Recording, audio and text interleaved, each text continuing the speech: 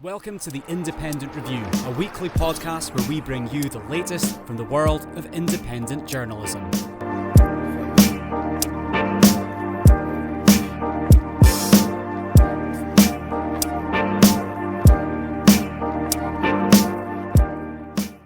Welcome to another episode of The Independent Review.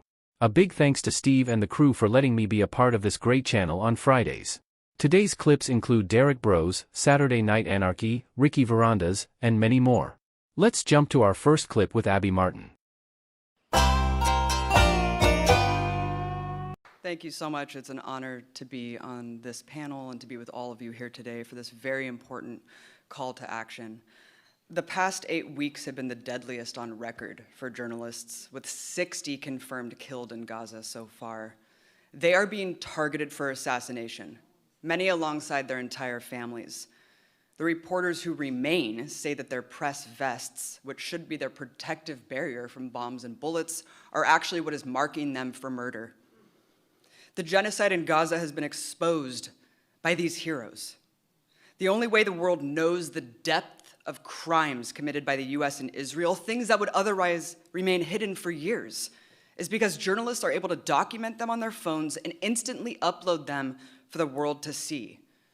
The Iraqi people did not have the capacity to film their reality when a crime of this scale was being committed to them.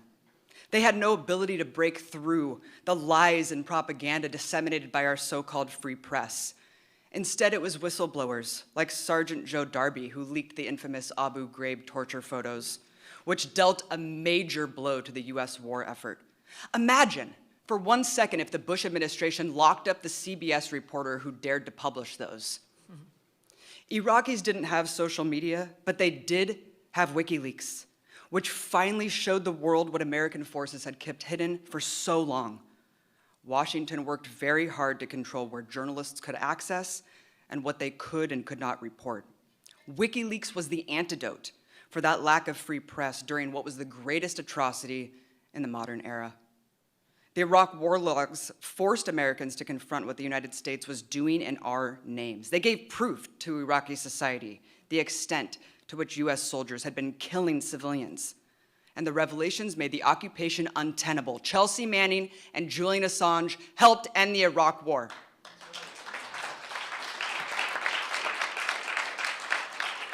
Forgive the repetition, but I think this quote bears repeating. Julian Assange once declared that if wars can start with lies, peace can start with the truth. Those words ring as our beacon when we look at the threat that truth poses to power, the powers that decide who lives and who dies, how wars start and how wars end. Truth poses the ultimate threat indeed. It gives the peons the power to know and the agency to act. That's why Julian Assange is deemed enemy number one. Let's turn to Gaza once again, where not only journalists, but Palestinians who become viral, like our great late friend Rifat al-Arer, are openly assassinated for exposing Israel's crimes. Let's not forget the CIA tried to do the exact same thing to Julian Assange. They wanted to kill him for the same reason that Israel is killing Palestinian journalists. But America is not as brazen as Israel and needs to maintain this veneer of respectability, humanitarianism, and democracy. So instead, they chose a different means to the same end: silencing him, punishing him, and taking away his life by throwing him in a dungeon. And they relied on the willing agents of empire, the dutiful media stenographers, to articulate to us why Assange is not a journalist and persecute him at the stake. Assange has been in prison for so long, it actually might be hard to remember what it was like when WikiLeaks came out. It's hard to remember how much of a relief it was to witness an organization braving the truth, armed with proof, a figurehead that challenged power in such a superb way. Remember what an exciting moment that was? A triumph of public interest journalism, which was finally shining a spotlight on the crimes the Pentagon was committing in the shadows. WikiLeaks was celebrated as the important public service that it was, and Assange was heralded as the heroic leader And as an aspiring journalist, I was so moved by his conviction and voice. So much has happened since he's been gone. Leaders have risen and fallen. Movements have been sparked and extinguished. Looking back at the legacy of WikiLeaks and how much of its revelations provided a foundational knowledge for the machinations of empire and the state and geopolitics today, I am eternally grateful. We turn to the bloodletting in Gaza. It's because of WikiLeaks that we know about Israel's intent to keep Gaza's economy on the brink of collapse, its people teetering above humanitarian crisis. We can thank WikiLeaks for revealing the strategy of wanting Hamas to govern the Gaza Strip so they can deem 2.3 million civilians there a hostile entity worthy of collective punishment, and as we've seen plainly today, death. We've all seen how the US government prosecutes whistleblowers with extreme prejudice. No one embarrasses them without paying dearly in prison. But Assange's case took the state's vengeful prosecution to a new and extremely dangerous level. Assange did not steal or leak any government secrets. He never committed any crime. He published and exposed the crimes.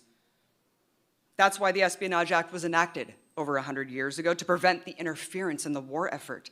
As President Woodrow Wilson stated when he oversaw the creation of this archaic and draconian law, such creatures of passion, disloyalty, and anarchy must be crushed out.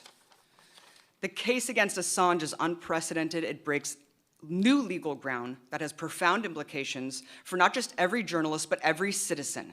This case criminalizes journalism, it criminalizes dissent.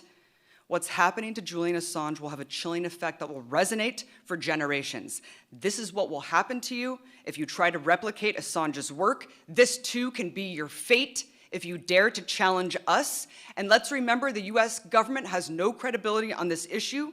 They weaponize the notion of a free press to only ostracize, sanction, and try to kill their enemies, take down governments, while their closest enemies are the most horrific on freedom of the press: Saudi Arabia, Uganda, Israel, right? How can we trust an institution like this to tell us who is a journalist and who is not? Who is worthy of doing journalism? How is it acceptable that the perpetrators of the illegal invasion of Iraq are the ones who get to decide if the man who exposed their crimes is a journalist? We cannot let a conflict of interest of this magnitude prevail. Julian Assange is the voice of the people, and we must free him. Thank you. Yeah.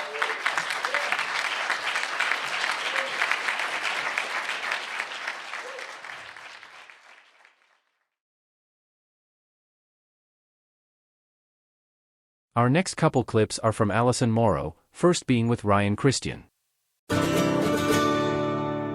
How much effect, Ryan, do you feel like your reporting has had to affect the ability for people to see through some of this stuff? Like, it seems very dense for people, the amount of propaganda that's coming at us. Are people like you and me making a difference at all? Oh, that's 100%. I mean, I don't even know how that's like. It's a valid question, but look at what happened during COVID-19. Look at what happened during many different topics. Look at what's happening with the Israel conversation right now.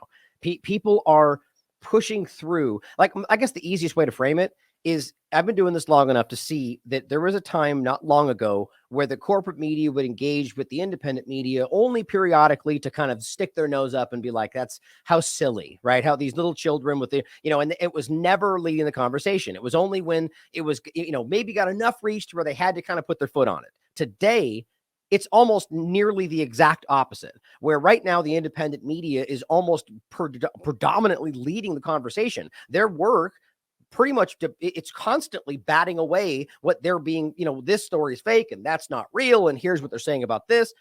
What that shows you is that we're now controlling the conversation to a degree as the independent media. Doesn't mean everyone's telling the truth. There's plenty of liars in the independent media. But the point is that they are no longer at lock, stock, and like completely controlling what we're saying and the flow of information through that. And so we're winning to a large degree. And I think that's why the World Economic Forum, for the second year now, not in a row, I think it was the first one, now this one, saying that their focus is rebuilding trust, because we don't trust them. People aren't buying what they're selling. And the last point is that during COVID-19, we talked about this, where you can see the failure of who's taking those shots. They're telling you from a top level propaganda effort, you have to take these ones. And the last ones, what did it end up with? Single percentages. And they didn't say any less. They said, you need this next one. And the people that already took 4 were like, I don't know, I'm going to go ahead and wait on this one. What does that look like? Right. That's an effect. We're reaching them. I think that's positive. Okay, Scott McVicker, this is a shade of the question previously asked. Has your guest found an effective way breaking through the mental barriers people have with regards to reality? If you can turn enough readers, the story will be forced to change. So I guess the question is maybe also related to just, us at home, like not necessarily somebody like you, Ryan, who does extensive research and presents a show and everything. Have you found an effective way of breaking through the mental barriers people have in regards to, I think, in order to sharing it in a different opinion, do you have any thoughts on people having just one-on-one conversations too, not just doing what you're doing specifically, but advice for people who are like just sitting down with somebody at coffee and the person says one thing that's clearly a parrot of CNN, and you kind of want to say, I'm not totally sure about that, and do it in an effective way.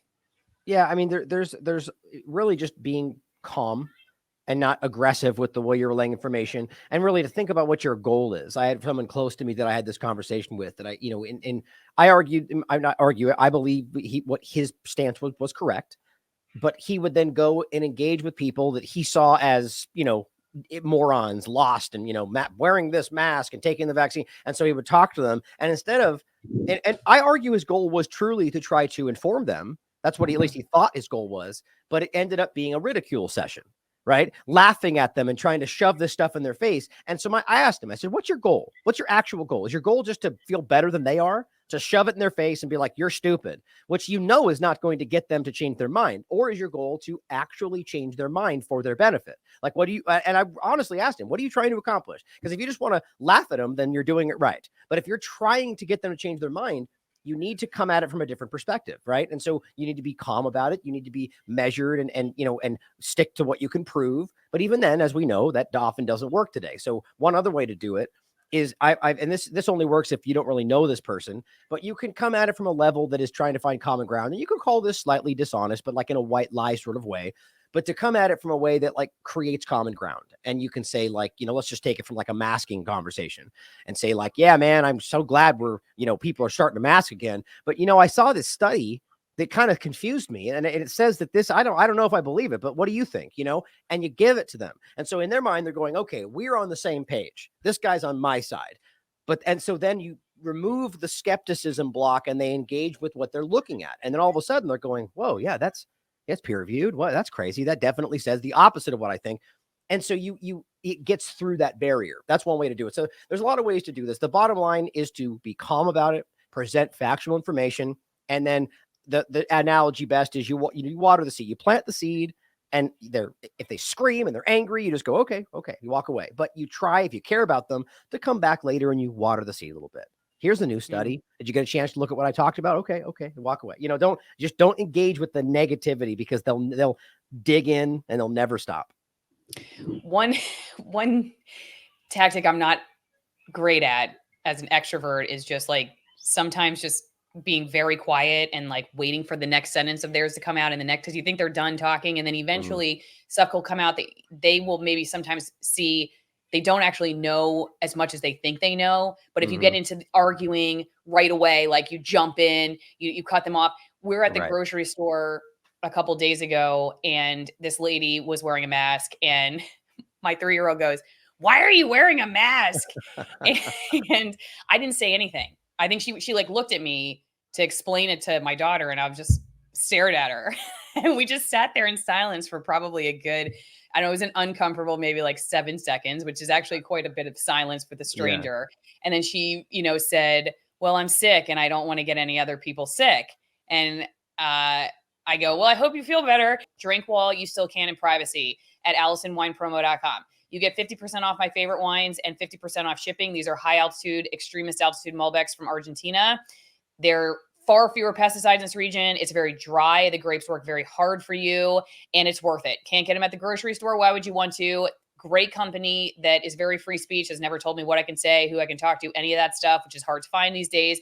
And also they make a great product. So don't forget AlisonWinePromo.com. I have a P.O. box. You can send me some mail. P.O. Box 3355, Denellen, Florida, 34432. I love getting letters, love getting your winning only lottery tickets, please. Anything else you want to send other than like really creepy, I'm going to kill you with magazine letter cutout things, and then no edibles because I'm not going to eat them. I'll think that you're probably poison me. So other than that, it's a great way to support my work too, even if it's just sending me a note of encouragement. Love reading your mail. Okay, tell everybody where they can follow you and how they can support your work. TheLastAmericanVagabond.com, best way to do it. I mean, we've got our donation portal on the website. You just scroll up slightly, you'll see it on the right. It's the best way, I think, to support us, which is just to go on the donation portal, sign up for, $1 a month, never think about it again. But we've got our Substack and all of our different links down there. You can see the donation tab there. Just a bunch of ways to support us. But really, my most important thing is just share the work, read it, talk about it, share with your friends, have conversations about it, and disagree. I just want people to talk about this stuff. /social media reporter. She's at the Washington Post right now, Bill. She's been everywhere though.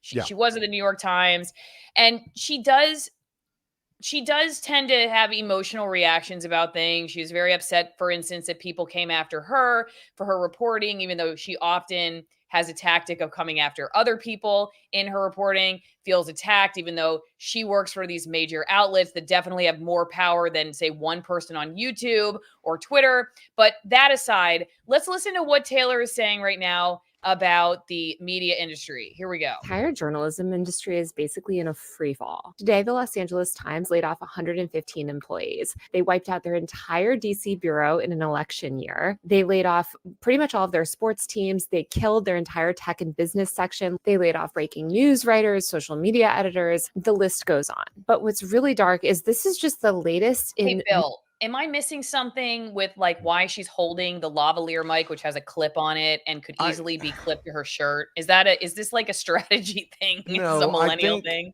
I think it's more of a trend, and somebody started doing it, and then they made it so much of a trend that now there are some people who will use it, and it's not a clip-on lav. It's basically like a mini microphone that's that big.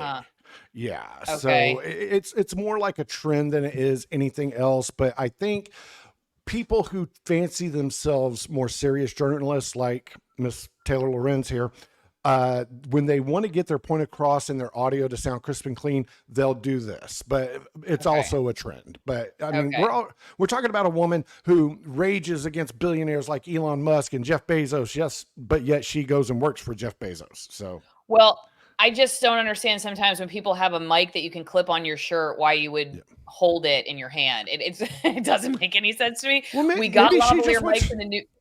Maybe she wants her necklace to not clank, clank, clank, clank, and boop, boop, boop up against the microphone. Come on. Anyway, I'm I'm sorry. giving her way too much credit. I just don't get it.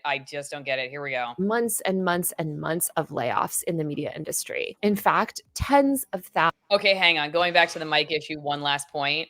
Maybe that's part of the problem, that it's about trends and not about like actually doing journalism. It's about the storytelling, in other words, the presentation, and getting more views because we're all holding the little microphone, and it's not about actually doing like legitimate journalism. I don't know, maybe the microphone trend and doing what all the social media influencers and just trying to get clicks or whatever, maybe that has something actually deeper to tell us about the issue we're talking about today. That's all I'm going to say about Taylor Lorenz's mic. Continue on. Thousands of journalists have been laid off in the past year. Major media companies like BuzzFeed News have completely shuttered their news operations. Time Magazine also just laid off a ton of people, and Sports Illustrated basically shut down last week. Pretty much the entire digital media ecosystem that myself and a lot of other millennial journalists came up in has been completely hollowed out. And it's not just digital media sites. Local news has been obliterated. The newspaper industry is cratering. Radio is essentially dead aside from NPR, which has been gutted. Meanwhile, hundreds of workers at Condé Nast, the parent company of pretty much every major magazine from GQ to Vogue to The New Yorker to Vanity Fair, are on strike because they're also facing impending layoffs. Even mainstream national media outlets owned by billionaires like the Washington Post, where I work, and the Atlantic, where I used to work, have done layoffs. If you're a young journalist today, there's almost... Is it just me, or did she kind of say billionaires. She like where did. I work. Exactly. She's like, and billionaires like where I have to work because I suck and I can't make it as an independent journalist. So I still need to draw a paycheck, but I have to work for this billionaire. But I mean, gosh, I've never seen such disdain for like an employer publicly. Oh, well, I guess she gets away with it. Almost no on-ramp to traditional journalism. Even if you do get a job, journalists' salaries have been stagnant and even declined. And by the way, we don't make that much to begin with. I don't think people understand how bad the world would be without journalists. And let me just preface this by saying, for people that don't know my background, I did not go to journalism school. I built my own audience on the internet. I came from outside journalism and started as a blogger, and then entered into legacy journalism, a system that I have been incredibly, incredibly critical of pretty much my entire career. So I'm definitely not some mainstream media defender. And I think the rise of citizen journalism on apps like TikTok, Instagram, and elsewhere has overwhelmingly been a positive thing. The journalism industry is overrun with elite, underqualified, rich, entitled Nepo babies. Okay. And that part of it is terrible. Okay. I have to stop there. Underqualified. You got it right. Woo! Okay. That's not most journalists. And the majority of journalists losing their jobs in situations like this are the working journalists that are doing these investigations of police brutality, or investigating corporations, or holding power to account, or doing really thoughtful, brilliant cultural commentary. I don't want to live in a world where all of the news is delivered through 60-second TikTok videos with retention editing. And I think there's a ton. Especially when you can get a 90-second video on CNN. Mm-hmm. That extra 30 seconds really does help. Yeah. That was our limit at King. We had, if I at the end of my career in TV news, if we went a minute and 36 seconds, I had to clip 6 seconds to be back down to 90 seconds or less. Of really talented journalists that are also just not great, like social media people. I think of some of my friends who are journalists who do really deep investigations or local reporting, or sit through hour-long city council meetings to, hold some local politician to account. That's really important work, and it's work that somebody should pay for, and it's work that's not rewarded by these social media algorithms. I would love if everyone could become independent journalists, but the economics are just not there. It's really, really hard to amass a subscriber base and then retain that subscriber base over time when you're doing investigative work. And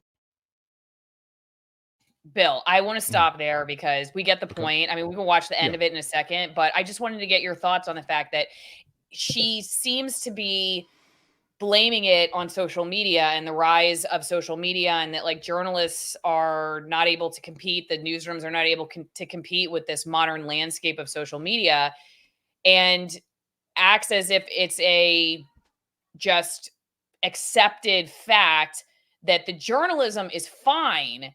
It's just the platform and the presentation. Again, going back to her microphone, going back to the microphone, I really actually think that does tell us a little bit.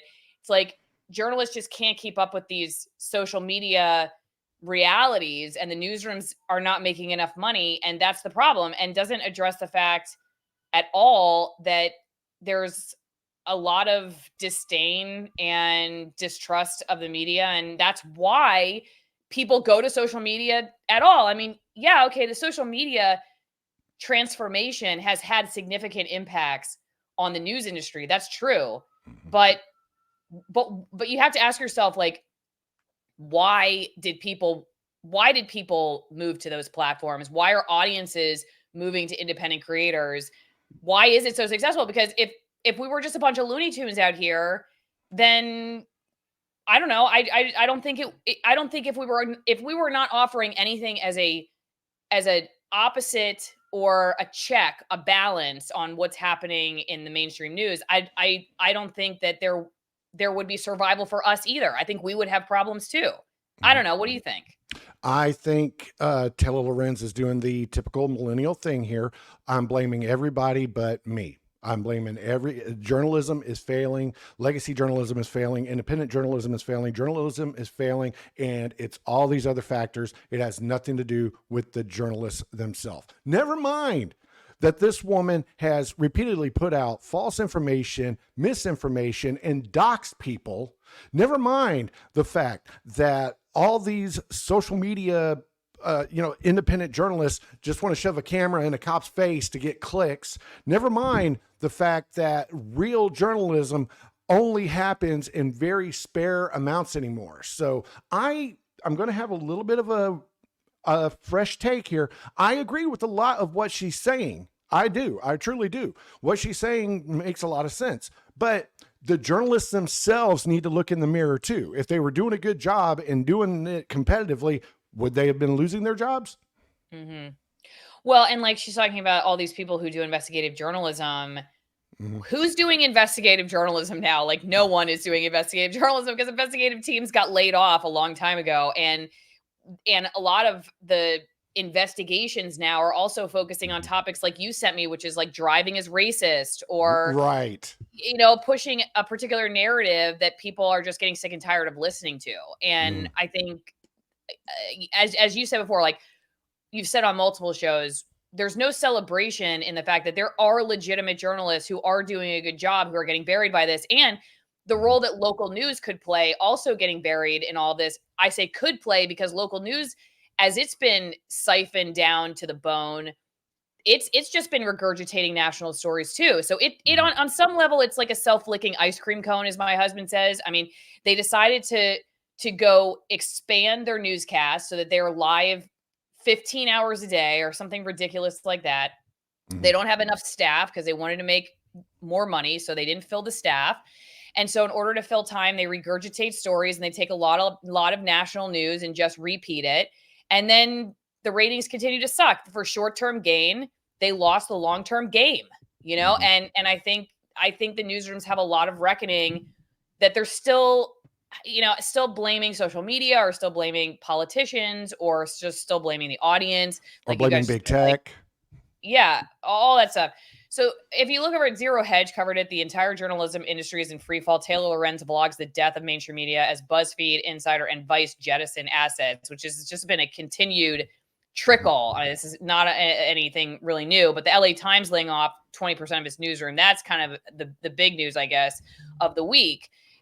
When you go down here and read what is, this is a tweet from Max Tani, memo to staff from Time Magazine CEO, announcing cuts, saying the company has diligently reduced our expenses, but there's still more work to be done. Where do you think newsrooms could cut costs, Bill, and still salvage journalism? I don't know. In my old newsrooms, I don't know. But before you answer that, don't forget, okay? Don't cut costs around wine. Actually, yes, cut costs, but don't cut value, because this is 50% off and it's still amazing wine. It's wine that will make you feel like you paid hundreds of dollars for it, but you didn't. And in addition, you support my work. If you go to AlisonWinePromo.com, then you get 50% off the wine and 50% off shipping. You get a free bottle of wine if you're new to signing up for it. And you also, again, get to support my work. It's all extremist altitude. If you want to be an extremist, you've been sitting on the sidelines over the last couple of years. You're like, I don't know if being an extremist is for me. I don't want to go to federal prison. This is your opportunity.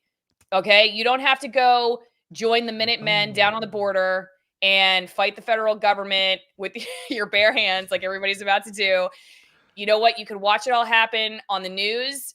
Some people I know are going down to cover it, and you can have a nice glass of wine while you do it. All right. Again, extremist altitude, no filtration, natural fermentation, hand-picked grapes, 200-year-old vineyard, all kinds of good stuff, and you can't get it anywhere else. Why would you want to when you can support my work? Why are you going to wine? Okay, so Time Magazine saying, hey, look, we've tried to cut costs. We still got more work to do. How do they possibly cut costs and not continue to push journalism into its grave, which is one of the major reasons why journalism is dying in the newsroom? I'll be honest with you. That question probably goes a little bit above my pay grade. I would say this. If I were a legacy print media, I would stop all of that. Okay. That would be the number one cost cutting. There are going to be some people who lose their jobs, like typesetters, print rollers, guys, on that ground floor level, and the guys who maintain the printing presses, but it's dead. It's gone and it's never coming back. Okay. So print media, that's where they could cut a lot of costs.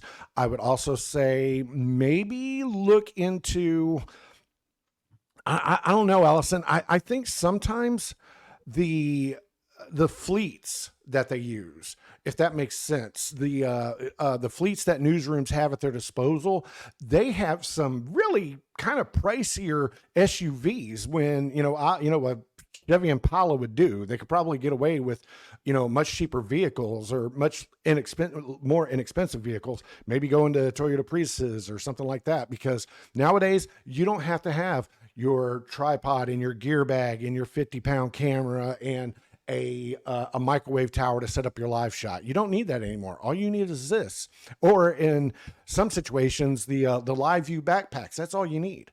So, you can definitely look at more cost-effective equipment, and there may be some other steps, but like I said, that one's way above my pay grade. I would have to do some investigative work to find the answer to that. Well, okay, I'll have to pay you more and put you on my investigative team. If you're watching this too, don't forget I have a P.O. box. You want to send me some mail, you want to support me with your hard-earned cash or a lottery ticket or just your pocket lint, go to P.O. Box 3355, Denellen, Florida 34432, and I'd love to hear from you. Just send a note of support, and I am loving getting the mail. So thanks everybody who sent that. Taylor Zero Hedge says they go through this, which I thought it was funny. More on Taylor. Despite her claims that she is a grassroots reporter that worked her way up from independent media into the halls of establishment journalism, Taylor Lorenz represents the quintessential media spin doctor. She is notorious for her consistent and often ludicrous defense of the Biden administration, as well as her constant attacks on the alternative media, specifically on conservative YouTubers and social media accounts like Libs of TikTok. And one thing is, she prefaces her video by saying, hey, look, I'm a critic of mainstream media. She doesn't say exactly what her criticism of them is, but then she doesn't explain, like, okay, well, I'm a critic of them. Listen, I know they have their problems, but this is still really bad. I don't know, Taylor. I mean, maybe if you're a critic of them and there's some serious problems in mainstream news, like you could maybe tell us why they're dying in your video based on some of your criticisms, but that's not what we got, at least in that portion. If you would like to watch the rest of the video with us and take some questions over on Locals, go join the editorial board because we are going to go do that right now. Really appreciate everybody who's watching on Rumble. We will see you next time. Next, we have an interview from Derrick Broze from day one of his important coverage of the fluoride trial. My name's Howard Hu. I'm a physician trained in internal medicine and occupational medicine and epidemiology. My current position is a professor and chairman of the Department of Population and Public Health Sciences at the Keck School of Medicine of the University of Southern California. And today you testified in the first day of the second phase of the fluoride lawsuit. Could you briefly summarize some of the main points of what you were called in to testify about? Sure. My testimony, which was elicited by the plaintiff's counsel and then cross-examined by the defense counsel, related to the research that's been done on fluoride and neurobehavioral development conducted by my research group, which was started some years ago and that resulted in some of the initial epidemiologic findings that used a certain sort of rigorous methodology to try to understand impacts. And I was also questioned about some of the research my colleagues have done in Canada and also some scientists in Spain. From your professional and personal perspective, do you feel your testimony went well today? You're stating of the facts and the court hearing them, the judge's curiosity, those sort of things? Absolutely. So I think the judge is real smart and he is trying to understand the science. Both sides of the litigation were quite rigorous in their examination of my testimony. And I was glad that we could get into the facts and the science and the interpretation of the science. And I have some confidence that the judge will assimilate this information and come up with the best opinion at the end. In your professional opinion, is it fair to say that the conclusions of the National Toxicology Program, that there is an association between higher fluoride exposure and lower IQ in children, is accurate? Yes. I would say that, in my view, the evidence is quite persuasive, that there is a negative impact of fluoride exposure on the neurodevelopment of children, particularly the research that's been coming out in prenatal exposure. This topic that we're discussing and that's at stake here is one of those sort of things that gets labeled conspiracy theory. You know, that if somebody talks, like for example, me as a journalist, you see there's no media here. There's been no mainstream media reporting. I'm an independent journalist. I've followed this topic for about 10, 12 years now, so I care deeply about it. But if you take this story into any mainstream publication, they typically laugh you out of the room. And I'm sure there's similar things maybe in the scientific realm. We're living in a time where people are being told there's an anti-science mentality, that we don't want to listen to the scientists. And yet we're dealing with this situation I just outlined, that following the science leads to a conclusion that we're told is only crazy people believe. Could you reflect on that a minute? Sure. Well, the story about fluoride is a complicated one because it's been controversial for decades. And I would freely admit that, 15 years ago, I was not particularly cognizant of the potential health effects of fluoride, and I was aware of some of the controversies surrounding it, but my general impression as a scientist was that there wasn't very much actual scientific evidence to back up some of the assertions that were being made. But this is why, it's so important with all the scientific studies that are being published for scientific bodies at times to take stock, try to figure out, well, what is the totality of the scientific literature telling us? And that's exactly what happened in 2006. A working committee of the National Research Council looked at the totality of evidence and said, well, we can't come to any conclusions, but we're kind of worried and we need more science. And that's precisely when our research team said, we're actually in a really good position to study this. Let's study this. And that was in about 2010.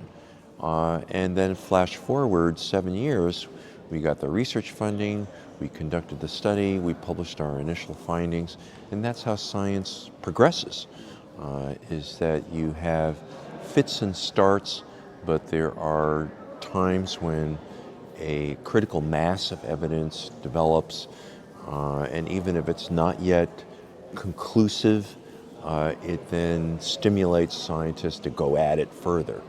And of course, this is an issue that has huge implications given the highly prevalent practice of fluoridation of water. And that, I'm just glad that in this country we have the freedom as well as the support from the public through taxpayer dollars and the National Institutes of Health to support this kind of research. Now, of course, the research always gets spun, and we are living a time, particularly with the COVID pandemic, where there's science and the results you have to have a healthy debate about what it means, but then for it to flow into these conspiracy theories is very unhealthy. It's very unfortunate, and I just hope that there are still outlets for scientific communication that are persuasive enough to keep the ball moving forward and affecting policy in the right direction. So obviously scientists are human beings and are fallible like everybody else, and politics plays a role, even we see in some cases, even if we would like it not to, in the world of science, and I think we're seeing that in the fluoride lawsuit. How can, like myself and say the audience of generally lay people, how can we sort of, walk through that world where scientists are capable of being pulled to one side or the other? People can be influenced by money or maybe concerns about their career and things like that. How can we sort of maintain a belief in science in that world, and like you said, not fall into maybe beliefs that aren't based in fact, knowing that scientists can be corrupted like anybody else? That's a great question. I think, previously at least in my view, it's a little bit easier because sometimes it's like industry, which clearly has an interest in continuing to make a product or something, has a special interest and will promote quote unquote science to back up their views. In this case, the irony of it is that it's really one branch of public health, which is environmental health, in tension with another branch of public health, dental public health. And that's what makes it especially difficult, I think, for the public to understand. You know, we've got scientists on both sides who are very credible, you know, saying different things and having different opinions.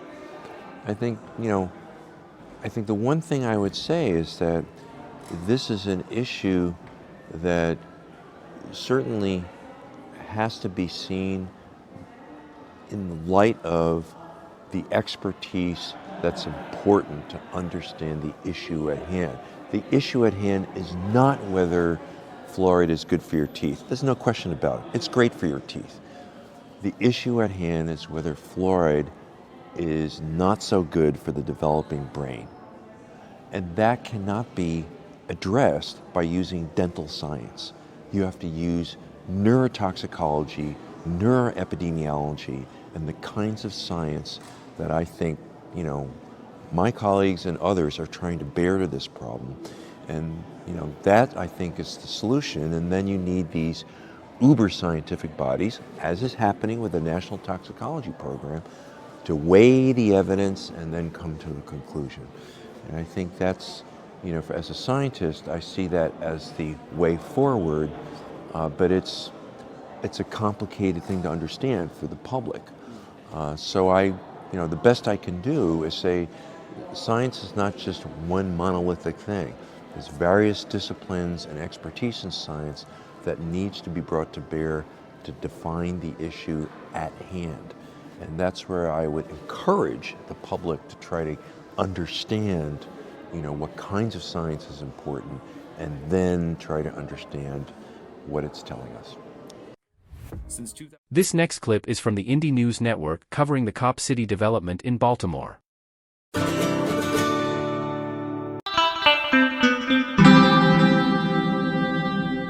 Who are these people?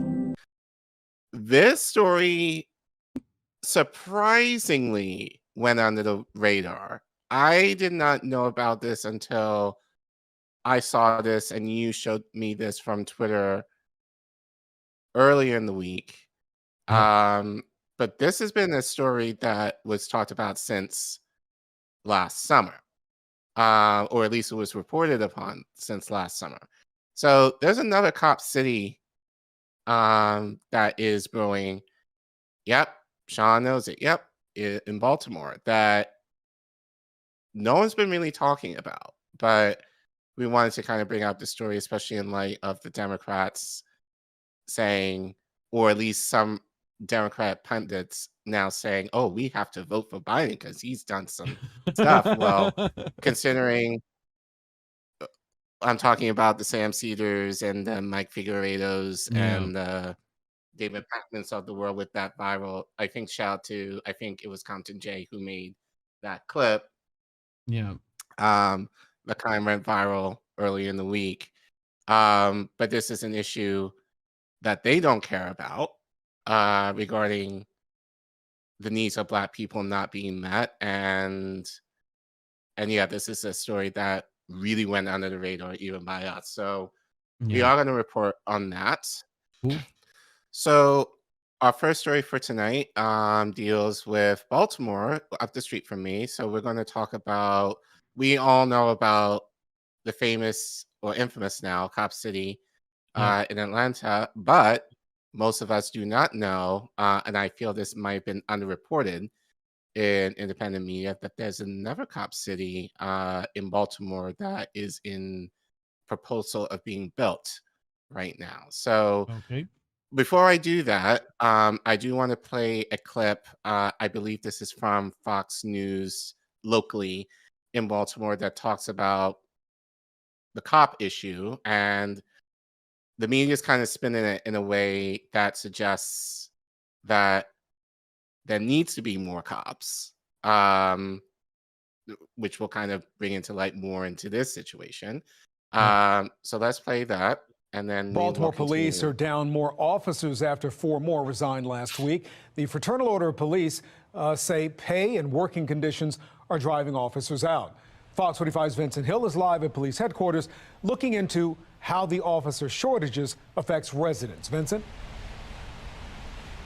Yeah, Kai, according to the FOP, the department doesn't have enough officers to effectively police the city. So I took that idea to the streets of the Western District to hear from residents about their concerns. Several minutes of walking the 1700 block of Lexington Avenue and no signs of a Baltimore police car. It depends. If something happens, yeah. If they get a call as people standing on the corner, they might come show up, but they're not around here 24/7 like they used to be. This resident says he's seen a decline in police presence over the last few years, and the numbers support that. According to Baltimore police, the department is currently down 455 sworn officers. That equals out to about 50 officers per district. They cut back some. They're not as aggressive as they used to be, like back in like from 10 to like 15. When I used to really be outside, it was havoc. A few miles away on North Calhoun Street, more of the same. I don't carry a pocketbook because I don't want them to look like I got something. So I put all my information in my pocket and a wallet so I won't get robbed, you know. She recalls beat cops being in her neighborhood. You know, there's a lot of stuff going on around here. So I expect to see them, you know, like get out the car and walk around. Jason Johnson is the former Baltimore Police Deputy Commissioner. He says a lack of police is a risk for those waiting for help. The way that your average citizen is going to feel it the most is when they call for something that is objectively not an emergency, but for which they would like to have a police officer respond. It could be many, many hours before they see a police officer, if not longer.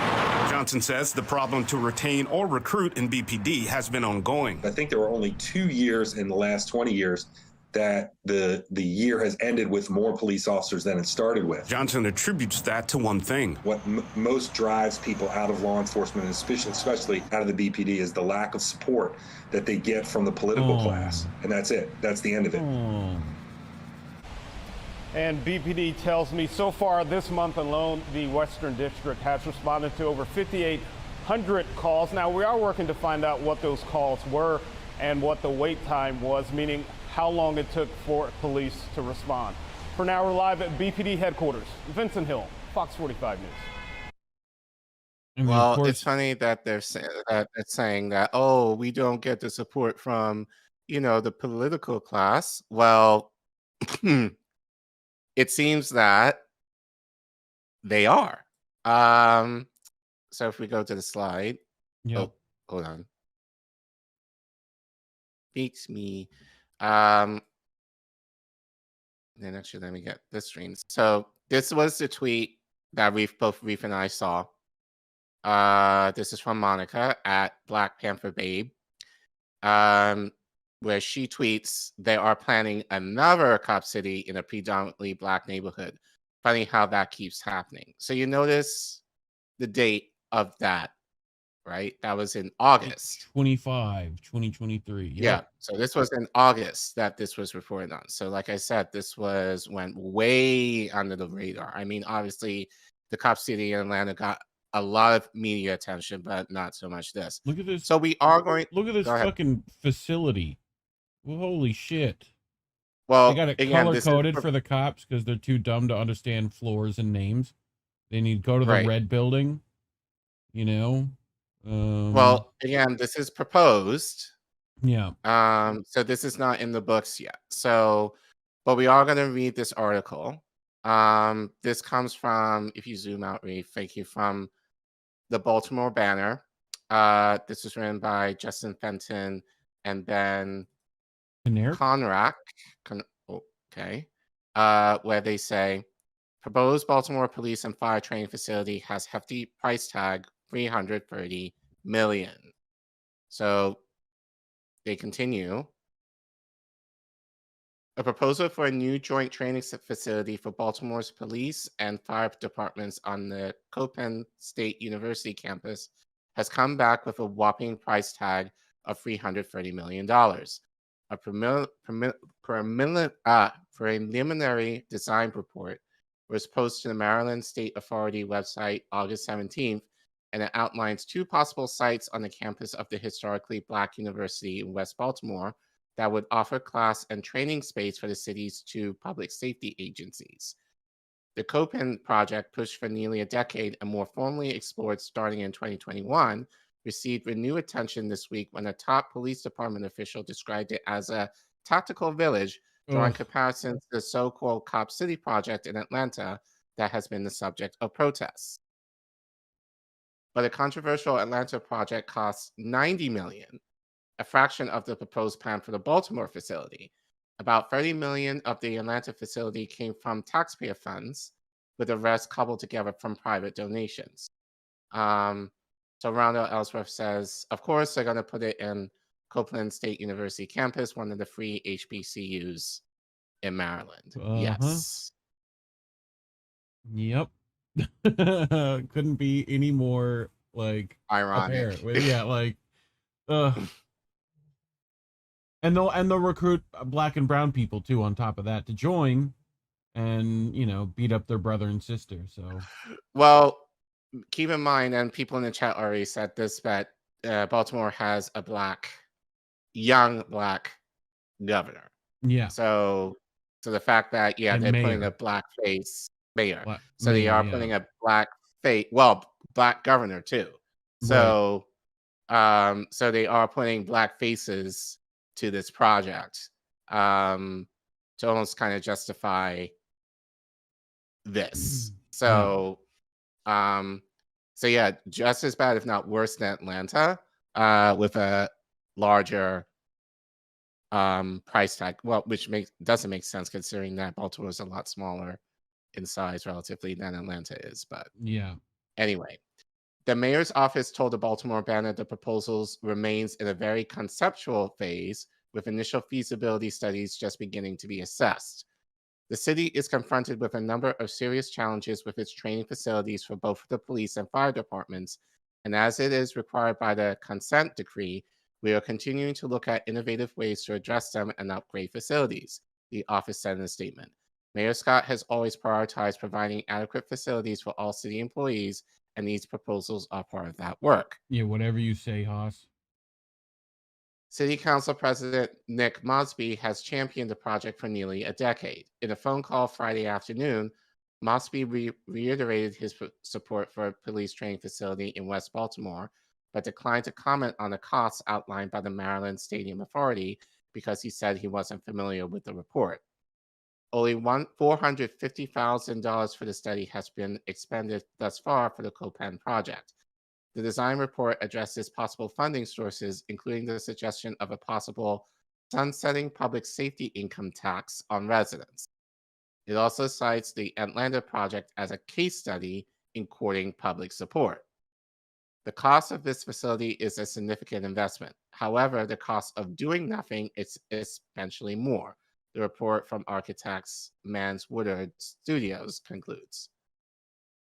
Gary McGeehan, an executive vice president with the Maryland Stadium Authority, said it was asked by Baltimore Brandon M. Scott to secure the project study and that it was up to the city to figure out next steps. We put appropriate contingencies and escalation into these numbers, and it is a big number, but it's a big building, McGeehan said. At Thursday's quarterly meeting on the Baltimore Police Consent Decree, Deputy Commissioner Eric Malacone said officials are trying to determine funding sources. He described the project as a tactical village, which drew ire online. Atlanta's plans drew national attention and local protests, with activists saying the plans would further militarize police. Demonstrators occupied a campground on the site, and a protester was shot and killed by police as they moved in to make arrests. Other concerns include the destruction of forests to make way for the facility. Baltimore and Maryland leaders have seen the controversy around Atlanta's Stop Cop City and decided we need one too, at the expense of investing in prevention and root causes of violence. Nick Wilson, a former city public safety official now with the Center for American Progress, wrote on X, formerly known as Twitter. Can I say an aside here? Sure. You remember that conference I went to in Atlanta back last month Yep. regarding child tax credit, there were people there who were representative of Center for American Progress, and they mentioned, well, in regards to, I remember that those representatives giving like the famous talking points that, oh, under the child tax credit, poverty was cut in half, which we know is misleading because those numbers were, one, based on the idea of giving people a minimum $15 minimum wage, which hasn't happened, but also it's more contingent upon outdated poverty Numbers. guidelines and numbers, which we've reported several times have been used since the 1950s, 1960s. So just using a lot of outdated information to make the justification for doing certain things. So you're kind of seeing it here again, making the justification of, oh, there's high crime, so we need to build a big facility in order to train police as a way probably to recruit police to justify this project. Yep. Yeah, I mean, the same guy, Nick Mosby, also pandered to Trayvon Martin stuff, trying to kill Florida businesses, right? He's done stuff to try to deal with, like, crime and violence, quote unquote, urban farm projects to try to keep, it's like classic politician pandering, Right. But yeah, meanwhile, he's going to give the cops far more funding for this. So, but, and then meanwhile, not actually addressing any of the reasons for crime. Right. So, poverty. Right. Which Baltimore especially is yeah, bad. it is. So I even know that. I'm not even near there, and I know that. So, like, anyway, Baltimore hard, like, so yeah, but anyway, discussion of the Copen's facility dates to at least 2015, when Mosby, at the time a councilman representing West Baltimore, expressed a desire to see such a facility and sponsored a resolution calling for a feasibility study that passed easily through the council. Mosby said that a state-of-the-art academy in West Baltimore that leverages Copen's current criminal justice school is a win-win situation. So again, justifying HBCU, they have a criminal justice program. Hey, they need a new facility. So it'll help us rich folk out. Don't worry about it. Okay.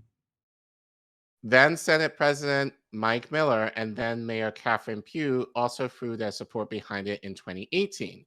We're working with Copen State University because I'm going to double train police officers, Pugh said while speaking at a community event. I've got to have another training facility. U.S. District Judge James K. Bredar, who's overseeing the police consent decree reforms, also said in 2019 that building a new police training facility should be top priority of city leaders and that the state should pitch in. The police department training facility was located at a former school building just north of Pimlico Racecourse. In 2019, amid discussion about moving this facility to Chopin, the city announced plans to relocate the academy to the University of Baltimore at a cost of $6.8 million over 5 years, in addition to what the Baltimore Sun described at the time as hundreds of thousands of dollars for parking and other fees associated with the move. Okay. Elected leaders, including Antonio Hayes, said that at the time that they feared the University of Baltimore arrangement could come at the expense of the Copen project, which he supported. It's troubling to me and it's troubling to this community, he said. In May 2021, the Maryland State Stadium Authority's Board of Directors approved a memorandum of understanding to conduct a preliminary design of a new proposed public safety building at Copan State University. Copan State fully funded the design at a cost of $450,000 through a state grant. State grant. The state stadium authority says the General Assembly has identified the new proposed public safety building as a priority project. Manus Woodard Studios won the contract to conduct the study in April 2022.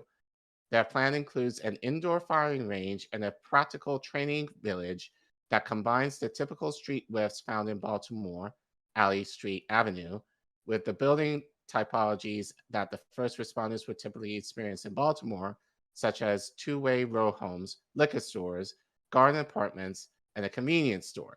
Liquor store, gun store, convenience store, liquor store. What they want to train them in, Colin? What parts of Baltimore that be? Right. Right. Like, and they're like, well, the fire people no, that's not for them. Like, that's for the other folks you're trying to help out. Okay. As I was saying, These buildings fire and are police. modeled after real-world scenarios, enabling fire and police recruits to train independently and together. The design plan says, just say what it is. You want them to be more adjusted to Black neighborhoods. That's what you really said. Yep. Also included is a community plaza where local residents and city personnel can experience purposeful, positive interactions with first responders and alter preconceived perceptions. Right. One of the significant challenges associated with this project will be to design an accessibility fortress. An accessible fortress. That engages the community and keeps public safety personnel safe. Accessible fortress is the fucking biggest oxymoron I have ever heard. That is like two opposite words right next to each other. Accessible and fortress, which is like what? Okay. Well, I mean, God forbid that something happens. Right, someone breaks into this facility. Right. And we need to keep our lackeys safe. Well, and our guns and our equipment and the $330 million that we put into this facility, our new coffee machines and margarita makers in the lunchroom. Like, yeah, that's bad.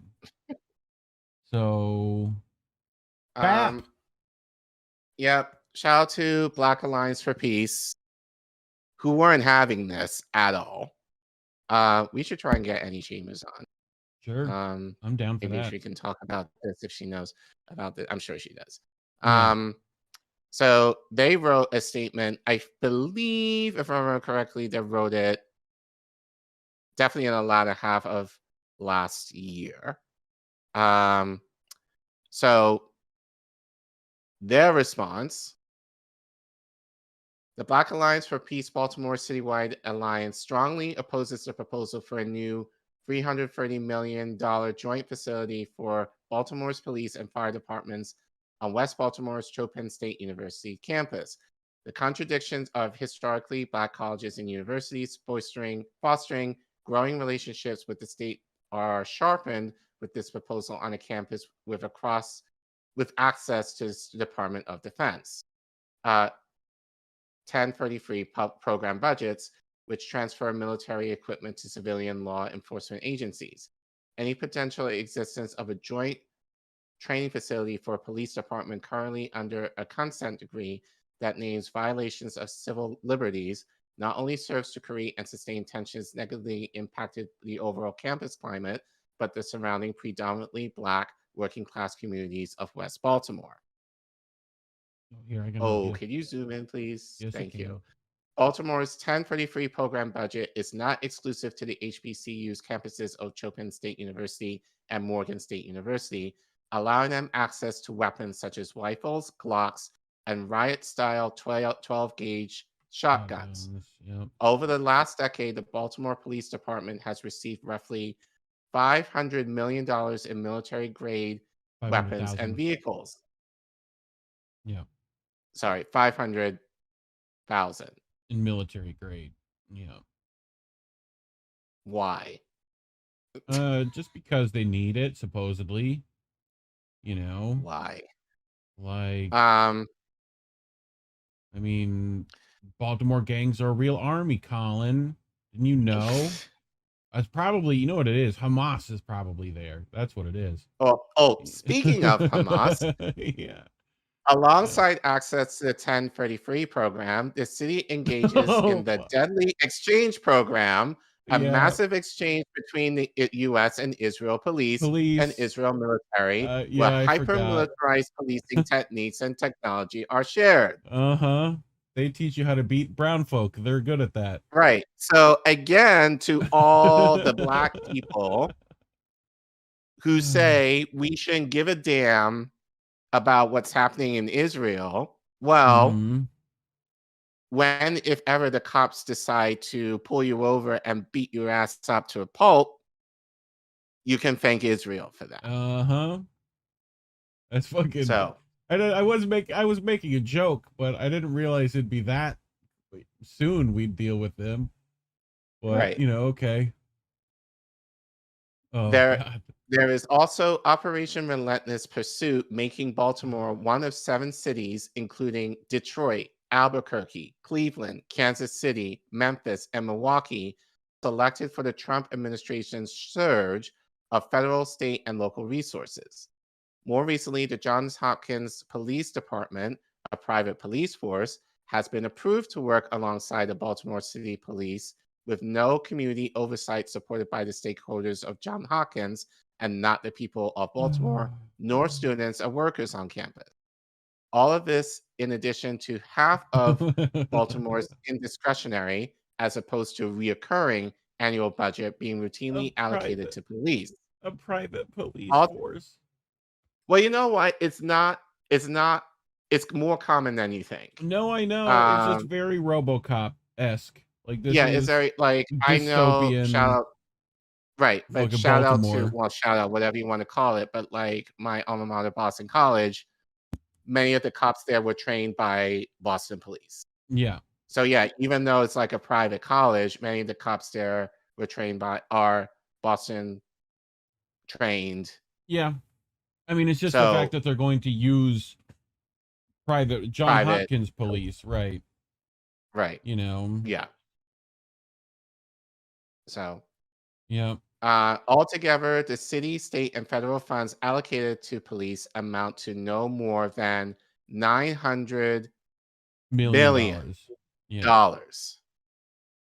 Jesus Christ.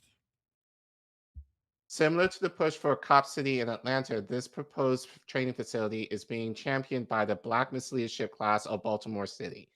Although the status of who controls the Baltimore City Police Department remains in limbo, this project is backed by Mayor Brandon M. Scott and is spearheaded by Baltimore City Council President Nick Mosby, who has a cloud of controversy around him. As a Baltimore Banner posts, Mosby has championed the project for nearly a decade. Furthermore, Mosby's time as a city council president has had its fair share of issues, from 2 ethics violations concerning the mishandling of funds, to referring to the veto of the security deposits bill as modern-day redlining, despite how it would have possibly impacted working-class Black communities. Yet, Mosley has made this training facility his legacy project. The issue in Baltimore City is not a lack of police training, but instead consistent over-policing that hones in on the colonial status of Africans and other oppressed peoples occupied in their own communities, said BAP Baltimore Citywide Alliance member Erica Keynes. What was once a fixation on a war on drugs is now being slated as a war on crime to ensure the constant approval of budgets for more policing to heal the wounds of the past, while ignoring the ongoing plight of the poor, working-class residents of the city that includes a lack of sufficient healthcare, education, housing, and any semblance of people-centered human rights. According to Rafiki Mars, a former community organizer of people with opioid use disorders, there are 60,000 people currently living in addiction or recovery in Baltimore City. Given the criminalization of addiction and the militarization of police, the citizens are constantly harassed, incarcerated, and threatened with incarceration by overzealous police who use them as confidential informants, thus turning a significant proportion of the population against their communities. These people are also effectively serve as the eyes and ears of the police, since any minor contacts with police or any association with other felons can violate the conditions of parole or probation, thus landing them back in jail. For all intents and purposes, Baltimore is an internal U.S. colony kept in check by an occupying armed force called the police. Yep. In Baltimore, 20.3% of the population live on or under the poverty line, which is 131.5% above the state's poverty line. Rather than developing sustainable programs to address the endless cycle of poverty, Baltimore proposes to spend an obscene amount of money on a police training facility center that includes classrooms, administration buildings, a firing range, indoor and outdoor fitness, a community plaza, and a tactical training village. The training village combines street whiffs commonly seen in Baltimore City with building typology. This village models real-life scenarios to assist training in maneuvering through Baltimore neighborhoods. The implications of developing expertise in urban warfare without dutifully returning justice and power to the hands of communities only entail the success advancement of oppression. Oh, can you zoom in? Yep. Thank you.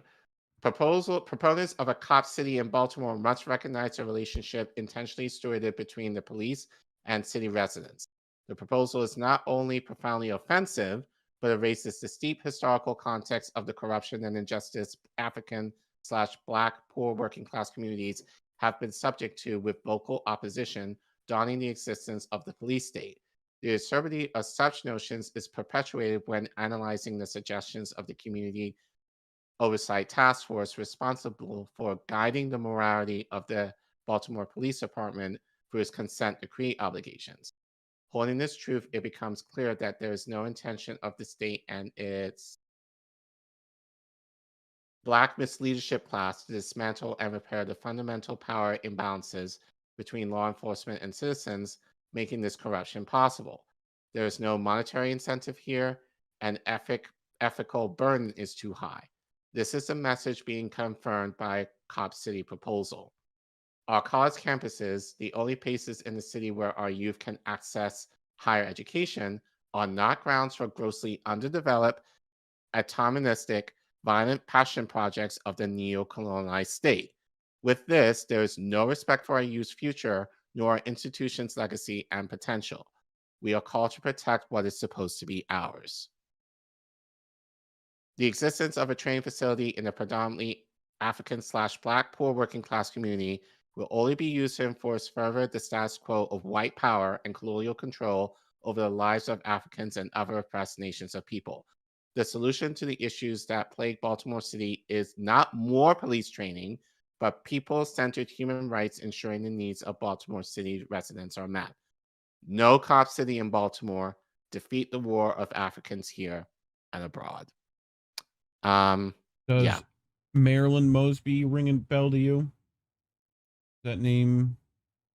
That's this guy's wife. Okay. I there was controversy around her, if I'm not mistaken. But can't remember what it was.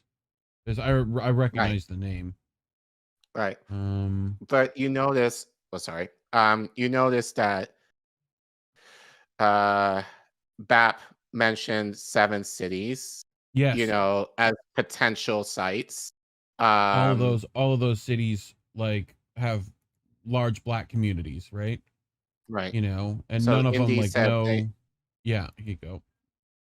Yeah. So Indy said they also strategically pick cities that have big Black communities. So yeah, like point being, but not New York, Chicago, LA, Seattle, Dallas.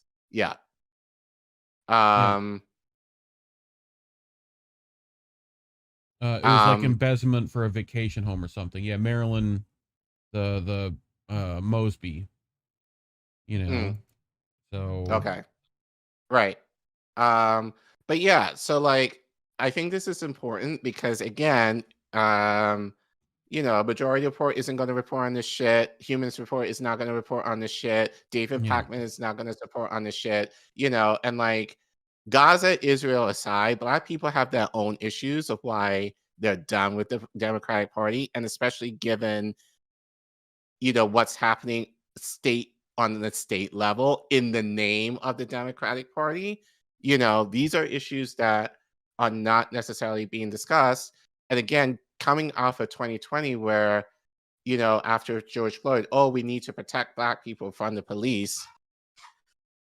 Biden basically said, fuck that. I'm not doing anything regarding Black police protections.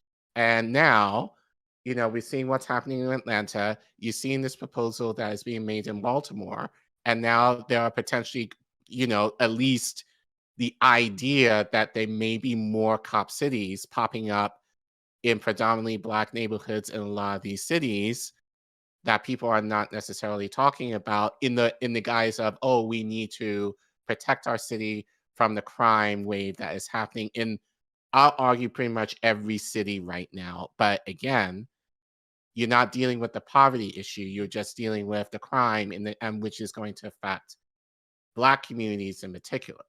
Yeah. So, and I really don't need to say anymore because I feel like we speak about this every week, but these are the issues that Black people have mentioned that are being ignored. So, so at the end of the day, fuck all these larger channels who feel like, we have to be in lockstep with the Democratic Party and vote for Biden in this upcoming election, when these are issues that are happening on the local level.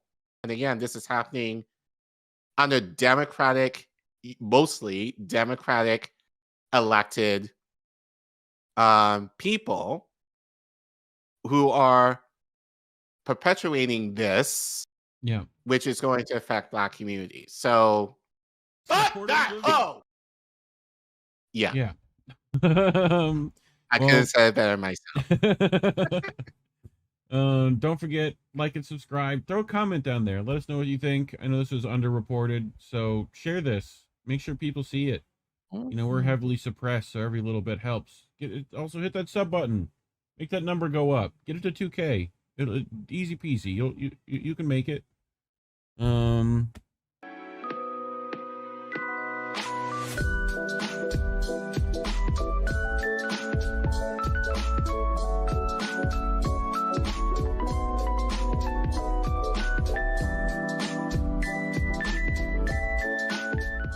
This next clip is from the Ripple Effect podcast with Ricky Varandas and Monica Perez. Yeah, I mean, if you're in front of a cubicle every day, like that looks like the ideal job for the outsider or for the kid who's like, I don't want to work with my hands, but it's like it's way more rewarding and it's a much less stressful, like doing stuff when you have like numbers and zeros and you have paperwork that needs to be turned in and all this stuff, and you have people yelling at you because this is delayed or that's delayed or you did this incorrectly. It's it's much more stressful, and mental stress, like I said, we can't tolerate mental stress like we can physical stress. Physical stress, like since the beginning of time, we've been able to deal with it. I say it's like a classic car, right? Like if you garage it and you don't drive it, you think like one day, 10 years from now, I can just start it up and it works. Yeah. But no, it was engineered and designed to move. So those gears, those tires, everything was designed to move. So it needed to be lubricated, and still it needed to continue moving from time to time. And if you don't move it, it just falls apart. And that's our bodies. Like we sit in front of a cubicle and we have this car that's designed to move, but we're not driving it. And then it starts slowly falling apart. Yeah, it's gonna get rusty.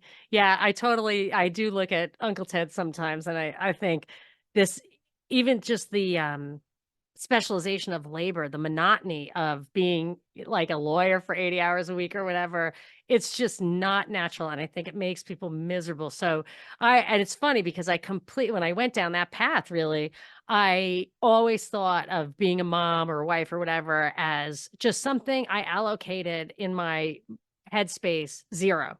Like it just doesn't take any time. It's an afterthought. You can get somebody else to do it. But when push came to shove, I was like, I'm going to have babies and leave them, like, how is that going to work? And then my first son had Down syndrome. It was totally off the table, but I realized how misguided I was, and that it's so much better to have the human interaction. And I think, like, on a hopeful note, to wrap it up on a hopeful note, is that what I think the powers that be, and this is the week for the World Economic Forum global meeting, and their theme is like rebuilding trust, which good luck with that. And yes, as a tweet said, like that implies that they had it in the first place. But I've been realizing that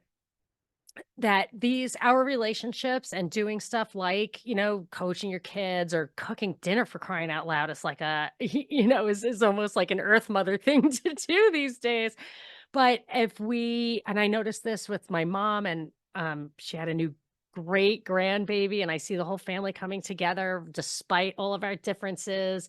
And I realized that the greatest weapon that we have against this power, which they don't understand, is raising our kids right, giving them that, and like the importance of relationships, of ethics, of morality, of, one thing she said is like, don't, tell your kids, like, ask themselves what they can give and look at them and love them. And, and she just thinks of teaching children and seeing how they can contribute. And I don't think these people on the top, I don't think they get it. And I think that's what our strength is, just each person. You don't even have to get your neighbors to see the truth about chemtrails, which would be nice though. But you don't have to. All you have to do is raise your kids right. And that is going to take some time. But it's a joy. But that's also what they're trying to prevent us from doing, right? It's like it's putting us in debt, so we're a slave to our job, making sure we spend all our energy and time and the best years of our lives kind of just helping some big corporation make quarterly gains, and then send our kids off to daycare, normalize that, right? That the school system is raising your kids. So whatever the state says your kids should be learning, that's what they're learning. Control the social media, platforms and YouTube and algorithms. So, and then you can force feed them any information or narrative you want. And by the time you realize what's going on, it's too late. I know parents that told me, and I couldn't grasp it. I'm like, they're like, I can't get through to my daughter. My daughter, I've lost her. And I'm like, what do you mean? She's going to college. She's like, I can't, she's brainwashed. And I'm like, I don't understand. Like, how did this happen? Like, we didn't see it coming. And I'm thinking to myself, I'm like, could that happen to me? Like, or do it could happen to you. I saw it happen because I live in LA, and there's a lot of influences there. You get them back. Like you get them back because they get out into the real world and they realize that you were right and you love them, and these false assumptions don't actually result, like the cause and effect isn't there. So if you raise them right, in my opinion, you get them back. Well, that's good to know, because there's probably a lot of people that are going through those issues right now with just their you being so focused on work and all this stuff, and that's why what you're saying is so important, because we need to spend more time being involved with our kids. Like, I always say, if you're not in their lives, answering their questions, helping mold their worldview, somebody else is, and you're not going to like that's why, like, when I was going to the school, that's what takes your place. Yeah, exactly. And the school board meetings, like when I was going to them, like this idea of like teachers helping out with like these important questions and scenarios in your life. Like, no. You should be going to your parents with these questions. Like, I don't want that teacher, answering the most important questions in your life and helping you. Have to be there for that. Car rides, long car, no phones in kitchens and cars. If you can do that, kitchens and cars, that's where you are with your kids. If you can do that, they'll look out the window, they'll eat their food, they'll say something to you, and you have that opportunity. But you have to be there. But that's why the dinners, right? The fast food, like you should just eliminate that. Like, dinner is not just a moment where you just stuff calories in your system to burn eventually. It's supposed to be a sacred moment of the day, a sacred time of the day. In Europe, like in Portugal, like, in Portugal, Italy, a lot of Western Europe, like everything closes from like noon to like 2. Who's going to cook? Like well, for there, maybe they do that. But like here, does your wife have the opportunity to cook? Do you cook? Like, it takes some time. If you're in a hurry and it's 6 o'clock, if you don't get off of work till 5, what are you going to do? It's mac and cheese, right? I don't like mac and cheese. I'll do something else quick and dirty, but not that. That's another thing about the way we eat is like, we eat ribs, we eat steak, we eat pork, so it's like you throw on the grill, like it doesn't take that long. You grill some food, you make a little salad. That's true. You know what? You're right. You're right. Actually, that is true. Yeah, that's And true. even marinating food, like sometimes if we have the time, we'll marinate things way in advance and just put some No, put you're right. It doesn't take that long, no and it's delish, and it's so great for you. yeah, and you have local butcher shops. Hopefully, you have local places where you can get the stuff freshly cut, Yeah, on the way home. Yeah. throw it on the grill, throw some salt on it, some sea salt on it. Get a glass of wine. Well, not if you're a kid, but if you're an adult, get a glass of wine. Enjoy the smells, the scents, the aromas, the things that we neglect so often. And that's why I also think like the popularity of cigars, whiskey, bourbon's gotten huge. Wine, you see more and more young people drinking wine. I think we've been so detached from just enjoying the simple things that people are now like looking for them and starting. But this is the white pill.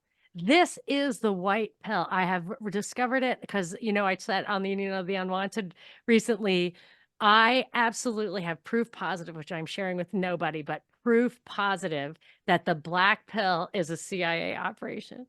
And there's no doubt in my mind.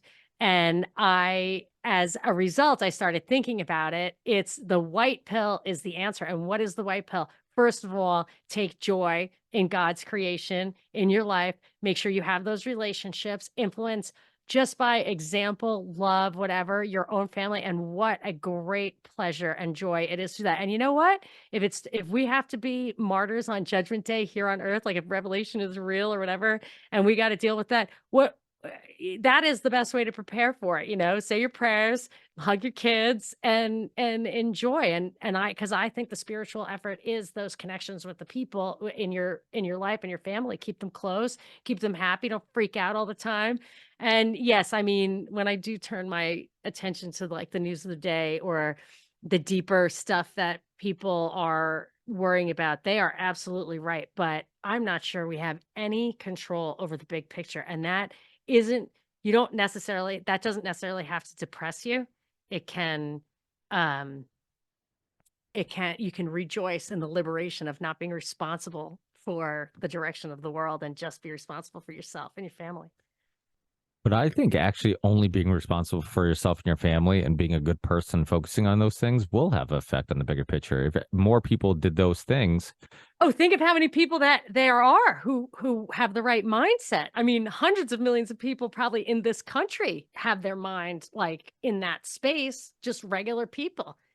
And billions in the world. Yeah, that's right. That if everybody did it, and it is the natural instinct, and that's probably why the propaganda works so hard to derail people and to blackpill them and to sexualize kids and all the things that are truly bad. It's 24/7, 1,000 channels a day. That's a lot of effort because that's a big job. And I think because of what you're saying, I think they might not win it. Well, we're doing another union show. I think the first one of the year, the 22nd. So I'll perfect. Link I can do it. That's amazing because I'm at my mom's half the time, but that is absolutely perfect. Awesome. Well, I know I'm taking up a lot of your time. You're a busy woman. You have a lot. We're good. But thank you. Let people know where they can keep up with you. Your deep dives. Thank you. Yes. So monicasdeepdives.com is my URL at the moment. That's my podcast and everything. And I wanted to do this in the beginning of 2024, but I'm absolutely just putting everything on hold for my mom. But what I really am working towards is, I was trained on WSB to have the Monica Perez show, and I think I'm going to bring it back the way it was supposed to be, which is just every single day, daily news. And I got my feedback from WSB, so I can revert that on Apple and everything. So look out for the relaunch. But in the meanwhile, I still have like 1,000 shows on Monica's Deep Dives. I'm still doing interviews, but that's something I'm really looking forward to in 2024. And of course, I'm on Rokfin.com/deep dives. Awesome. And I'll put all those links in the show description. There's so many topics that I want to get into that we didn't even touch, but I know we never do because we're spending the time catching up. So we'll have to do a little more. We'll do another one soon or in like maybe a few months, and we'll get to the meaty stuff. And I feel like we should have had a glass of wine. That's what this should have been. Maybe we can do a late show next time. We'll have a glass of wine. Perfect. On a later show. But yeah, we'll definitely have to get you again because there's so many. I mean, I want to get your opinions on Dave Zed, a friend of ours who from Generation on Tim Pool's show, the culture war. They talked about Malaysia airline and all the that all the evidence that maybe it could be suppressed technology, government technology. Like there was, and obviously we both love like, you know, ancient aliens and that whole conversation. So I'm like, there's so many other rabbit holes I think that Yes. we could go down. But MH370 is my wheelhouse for sure. But yes, well, there will always be another show, Ricky. There will always be another time for us to talk about all these things. But it's really fun to catch up with you. And I just feel like it's so positive. Your attitude is so positive. I just love it. It really gives me a little, you know, puts a little wind under my sails. I'm glad, because a lot of people do get depressed listening to these type of topics and conversations, and I try to be hopeful. I'm always trying to be optimistic, and I also love having conversations like these, because the fact that people like you are out in the world with such a great outlook and fighting the good fight with me and putting out good. Your life is positive. Your life is a positive example. Even if your head goes to the wrong places, what you're doing is like, we should all take a page out of your book. You're too kind, Monica. Too kind. I try. I think we're all doing, you know, doing our best. I try to focus a lot of my time and energy on things that make me happy and things that bring me peace. And with some of the things that make me happy, a lot of the things that make me happy is making other people happy and trying to be a positive impact on their lives. And you know, a quote I say all the time is like, a good coach can change a game. A great coach can change a life. And you know, that's just something I constantly remind myself is like, as a kid, especially as a foreigner kid who didn't fit in much of my life, you know, I didn't have a lot of older adults who took the time to talk to me or, you know, give me tips or you know, just give me advice or whatnot. And anything that I had, I didn't really have a mentor, but I, like anybody who came close to that took the time to like talk to me and teach me some things and share some wisdom. It stuck with me. And I don't know why certain conversations or certain people stuck with me, but they did. So I never take for granted that, you know, we're all doing that. And that was kind of the idea of the ripple effect when I first started the show, was this idea that like we can all start ripple. We never know who we're impacting or how far that impact will go, but we're all doing something. And I think in many cases, that's very true. I mean, like I said, like how many adults changed our lives or helped mold our worldviews, and in that moment that adult had no idea the impact they were having, right? So we're doing that too constantly, and we just don't know it. So you know, so it's important to have these great people like, you know, all of us that participate in the You Don't Want, just going our separate ways in our own personal lives, kind of spreading these positive ideas and open-mindedness and really doing our best to kind of you know, fight back in this spiritual war that we all are feeling and sensing. And if we can't quantify it, we definitely know there's something going on, and hopefully we're doing our best to push back. I totally agree. And I can't wait. I'll see you on Monday. And yeah, keep fighting the good fight. You too, Monica. We'll keep in touch. I'll send you links to the show once it's up and live. And of course, it's open source, so feel free to share it and post it anywhere. Thanks, Ricky. Thanks, Monica. Take care. Next, we have the Day Zero podcast crew with host Lindsay Sharmin. Well, did you hear our crazy ass Union of the Unwanted call on Monday with Roseanne Barr? Oh, cool. She came on and she was yelling, "Lesbian witches in Hollywood. They're lesbian witches in Hollywood. That's They have awesome. covens. They have covens and they get you in there. They're a bunch of fucking lesbian witches in Hollywood." And we were just watching it, just go, go. She was arguing with, she called Mike Bender a Jew. It was so funny. He's like, "What the fuck did I do to you?"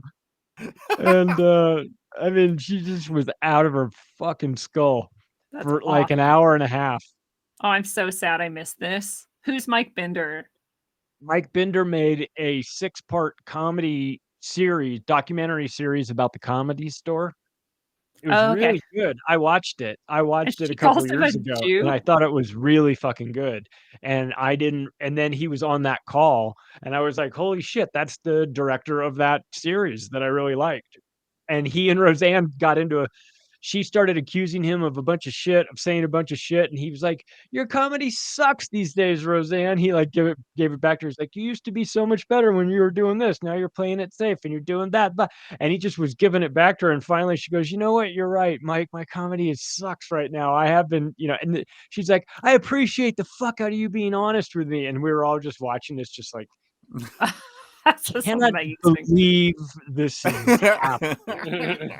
Because I'm of a certain age where I remember the Roseanne show being the biggest show in the world, like the biggest show in America, at least, I should say, like in the mid 90s. And I remember her singing the national anthem at the Padres game and spitting and she was on the cover of People magazine for that. Like, holy shit.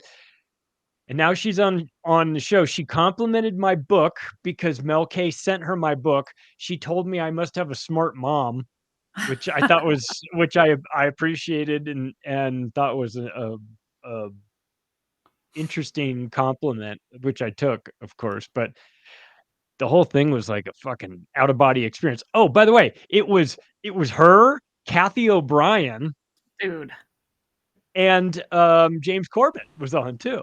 What a Corbett fucking is just appalled trio. by this. He's watching this, just go, holy shit. And one of the guys from Patrick Bet David show was on, who's a comedian guy who I didn't recognize, but dude, it was such a weird group of people. What a mix up. Yeah. Like, how does anyone manage that? I would love to talk to Roseanne. She's such a badass.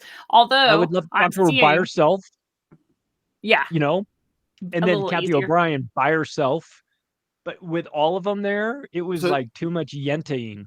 Did they spin her shit out of control or what? Is she anti-Jew, anti-Holocaust? I mean, or is she like, because they spun that, there was major spin on that when she made those statements. Like, I don't even know who Roseanne? Yeah.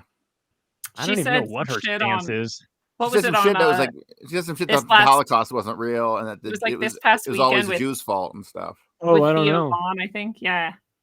I didn't actually end up hearing her say it that way. I think in context she wasn't saying that, but I think it got taken out of context and sounded. It sure sounded like she said that fucking. It sure sounded like she said it that way, and then everybody went on this tangent to say she didn't say that, and I'm like, bitch, I just fucking heard it myself. Like she probably said it, but like that's what I'm thinking because everything else I've heard of her. If you listen to her long enough, she says all kinds of shit.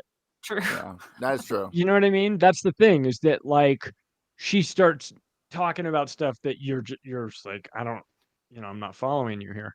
So that's an interesting trap that like her and a couple other people, Kanye too, are like associated with the right in general. And then they both start questioning Holocaust stuff and talking about Jewish people. And that's a big trap. Well, I mean, we all know the truth. Well, maybe we don't all, but many of us question at least reality and history.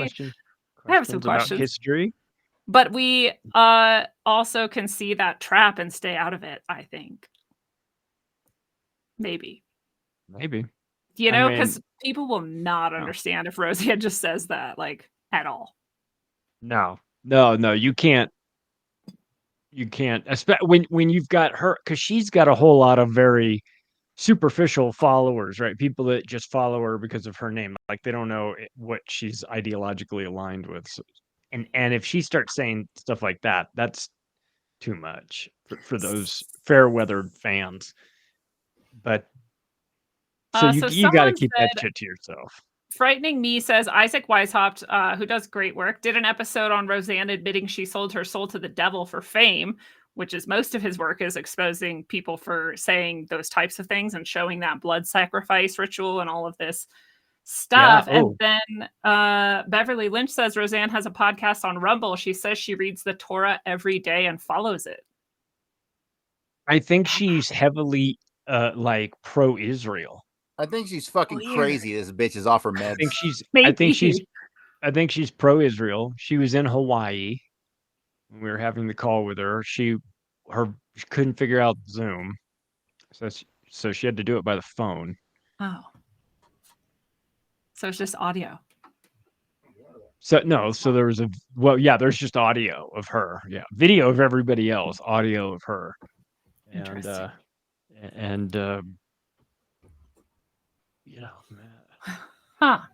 I mean, what I wish I had known. I didn't know that Isaac had said that she sold her soul. I Yeah, I'd don't like think to I see it. wouldn't have asked it though. Not in that No.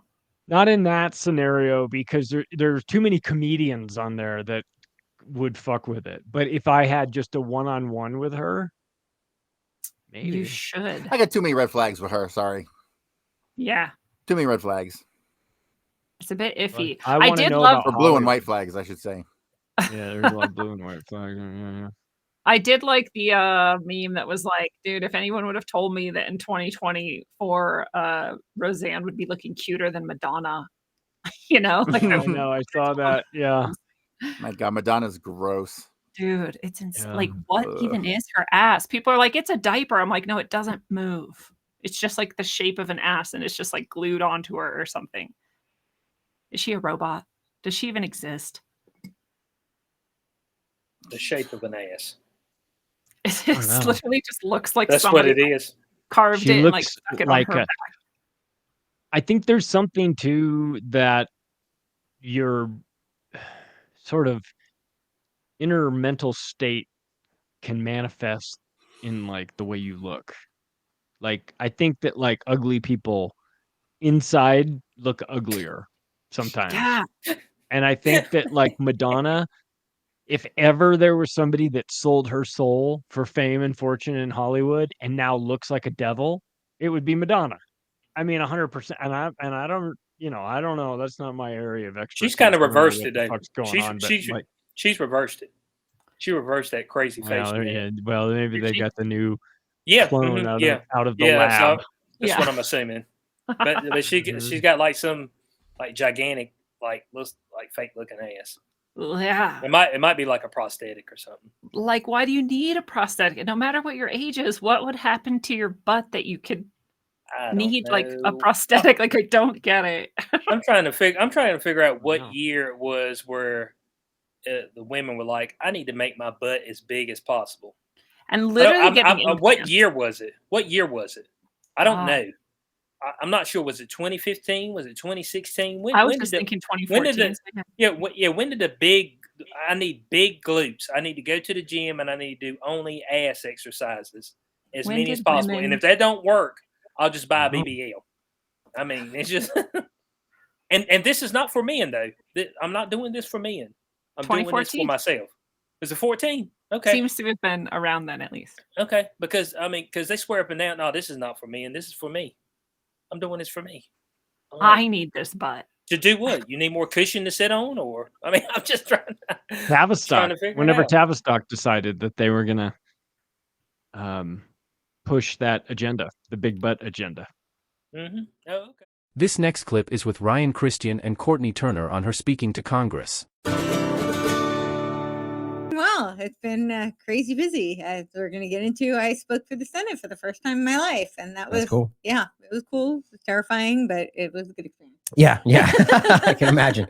Oh, I mean, it's so hard. Like, well, just right out of the gate, what do you feel like when you're there? Do you feel like anybody is genuinely concerned? Like, is this all just manipulation? Like, I'm so jaded about every single one of them, so it's hard for me to go up there and think that they're truly listening to what you have to say. Did you feel receptive to that? Actually, I absolutely did. I was actually invited by Senator Frank Nicely, who is Mhm. wonderful, a real patriot, very awake. He really knows what's going on. He's really fighting for our personal liberties. So, he actually asked me to come speak. So I didn't feel like I was, forcing myself upon them. Yeah. But it was still kind of nerve-wracking and terrifying. But I didn't realize until afterwards when I watched the video that there were a couple of people kind of like, it looked like they were kind of making faces.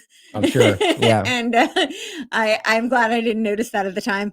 But for the most part, they really were very curious. They were unaware of the topic that I was talking about, most of them. Not all of them, but certainly it was new to them for the most part.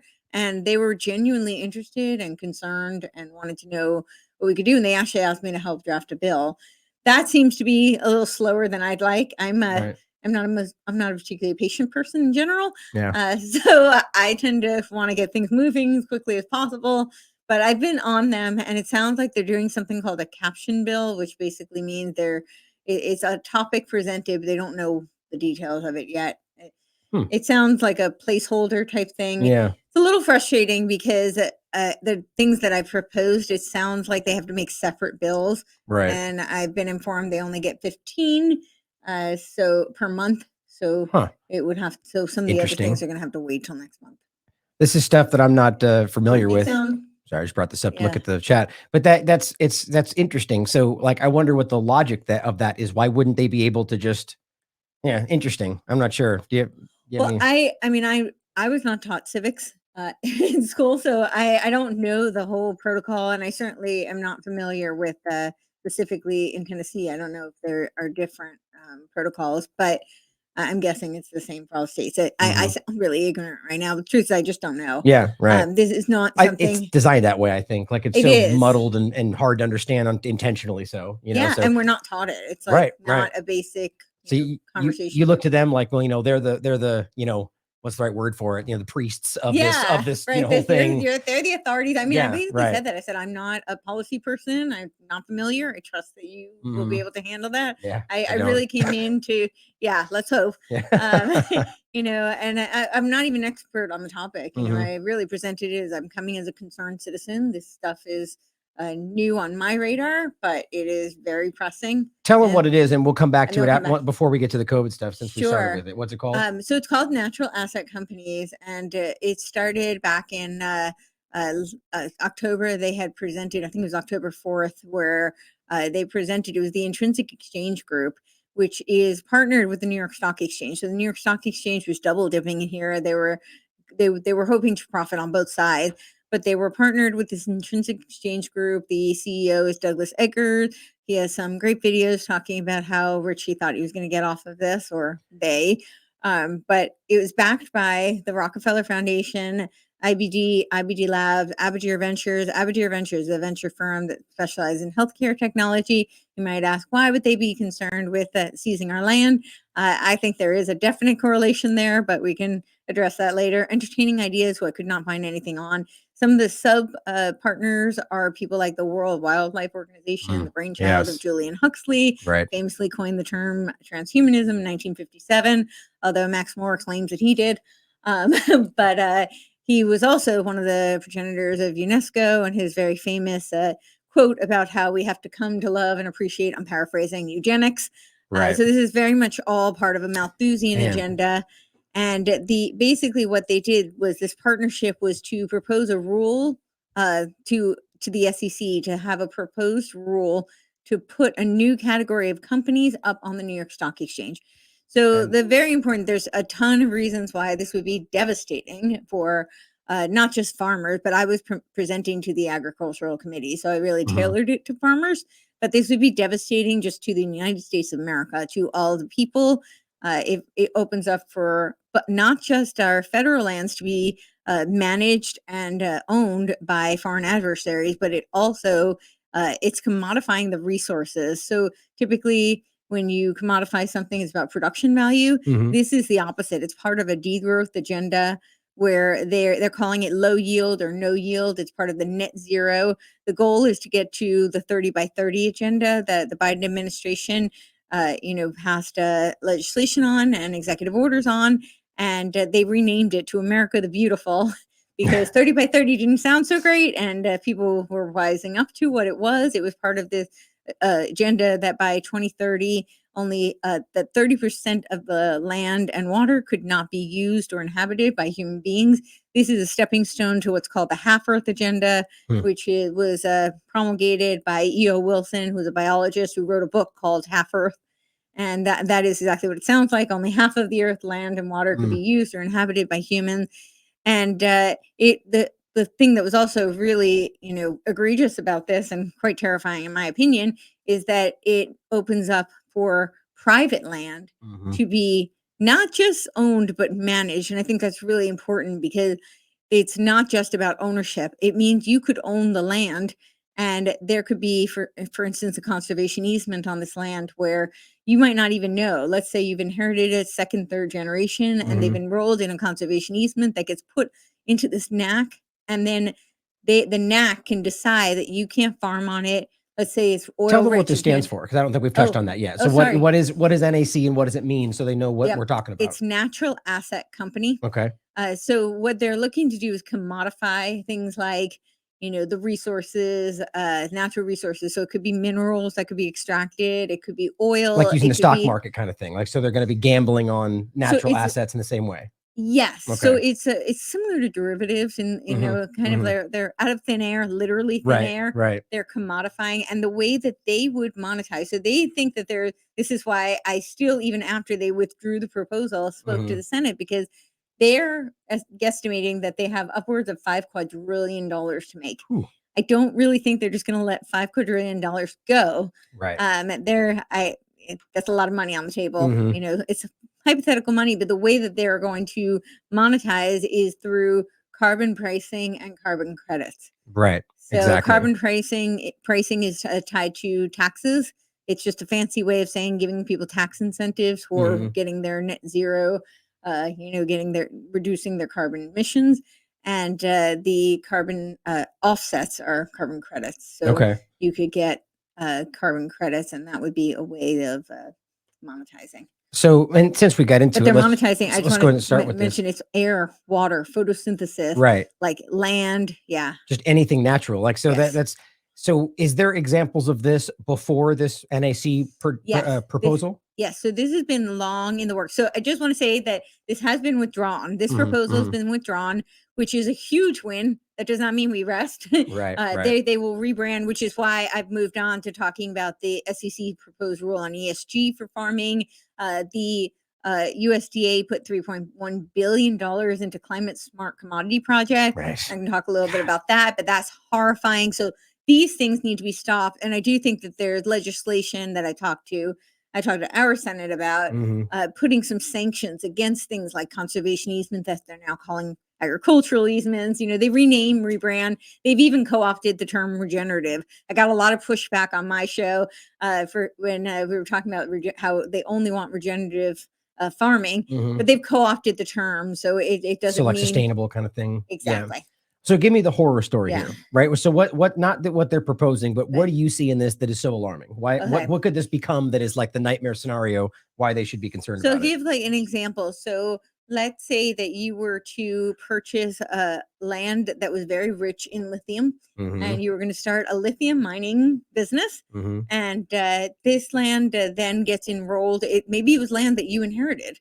It was from your great grandfather. And you didn't know that they enrolled in a conservation easement, which was a great tax break for them at the time. Right. And so now it's listed on the New York Stock Exchange, and China buys up a ton of this property that happens to be on your land with a conservation easement. Not buying it like you own it, but buying into the NAC. So exactly. It's like it's like a casino in a way. You're gambling on. Okay. So what are you gambling on?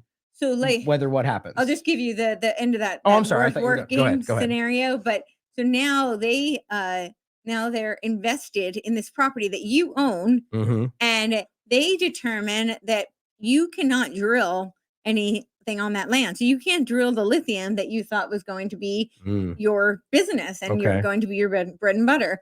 You can't do that because it does not meet their ecosystem management services requirements, of low yield, no yield. But here's where it gets even more sinister is they can start drilling.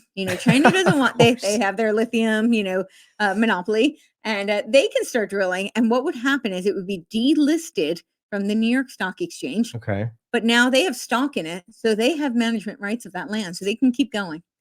And so this was something that was not accepted, or the proposal was not accepted, but it's been a growing concept. It's been growing. So when you ask how long, it's been in the works for a very long time, and NACs exist in most other countries. So what's going on with the Netherlands farmers, the French, a lot of this is tied to NACs. They have NACs there, natural asset companies. Some people call it NAC, some people are calling it NAC. I know American Stewards of Liberty call it the NAC attack, or NAC. I call it the NAC attack. They call it the NAC scam. But they're different. They pronounce it differently, but it stands for Natural Asset Company. Okay. So this goes all the way back. I think 1973 was one of the first books on valuing natural capital. And there have been several along the way. Dieter Helm is a big figure in this, and he wrote a book on valuing natural capital. And that's the thing that we need to stop now, because the Biden administration has jumped on this. So one of the other things that happened was back in 2012, the UN did a white paper on new accounting principles. Okay. So because obviously generally accepted accounting principles would not apply here, Right. because they're advocating degrowth and non-production.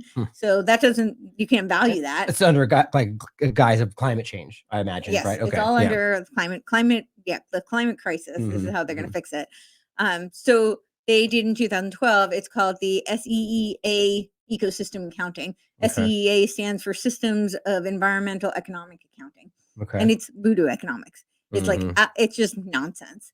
But this was their way of creating a new accounting system to value natural resources. Okay. And the Biden, so in 2012 they had that, and 90 countries at that time had already signed on to NACS. Okay. Wow.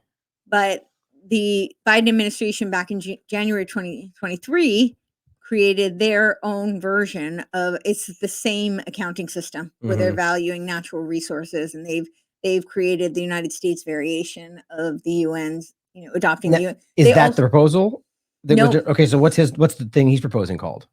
The thing that, well, you said the Biden administration put forward. What was so they've done a couple of things. So Just so they can be on the lookout for it. Right, Like, right. So it's, let me see if I can find the name of the it was the accounting system they did in January 2023. Let me see. While you're looking in general, like, so yeah. it sounds to me like, this is obviously overlap with the whole ESG mindset, which in and of itself is sort of like the same concept, where you're gambling on whether or not these entities achieve, their set goals for the sustainable development goals kind of concept, right? And so like that's, and they'll get benefits and negatives based on that, but this sounds more like specifically investing in, but that's what I was curious about. So what are they actually investing in? Go ahead. Okay, so just two things first. So they did put nature on the balance sheet, and that was the executive order January 19th, 2023. They released the national strategy to put nature on the nation's balance sheet. And then the other thing that I was talking about is this. It's called, the long name, that's why, National Strategy to Develop Statistics for Environmental Economic Decisions, a U.S. system of natural capital accounting. This is the natural capital accounting. And that's been around for a very long time. That's what really needs to be stopped. And associated environmental economic statistics. And it was done by the Office of Science and Technology Policy, Office of Management and Budget, Department of Commerce. And it was January 2023. And the other thing I was mentioning was called the America the Beautiful. And that's part of the Biden administration's 15-year green economy agenda. But it really was this 30 by 30 agenda that is the plan is by 2030 to have only have 30%, in uninhabitable and non-use for humans. And so what's the...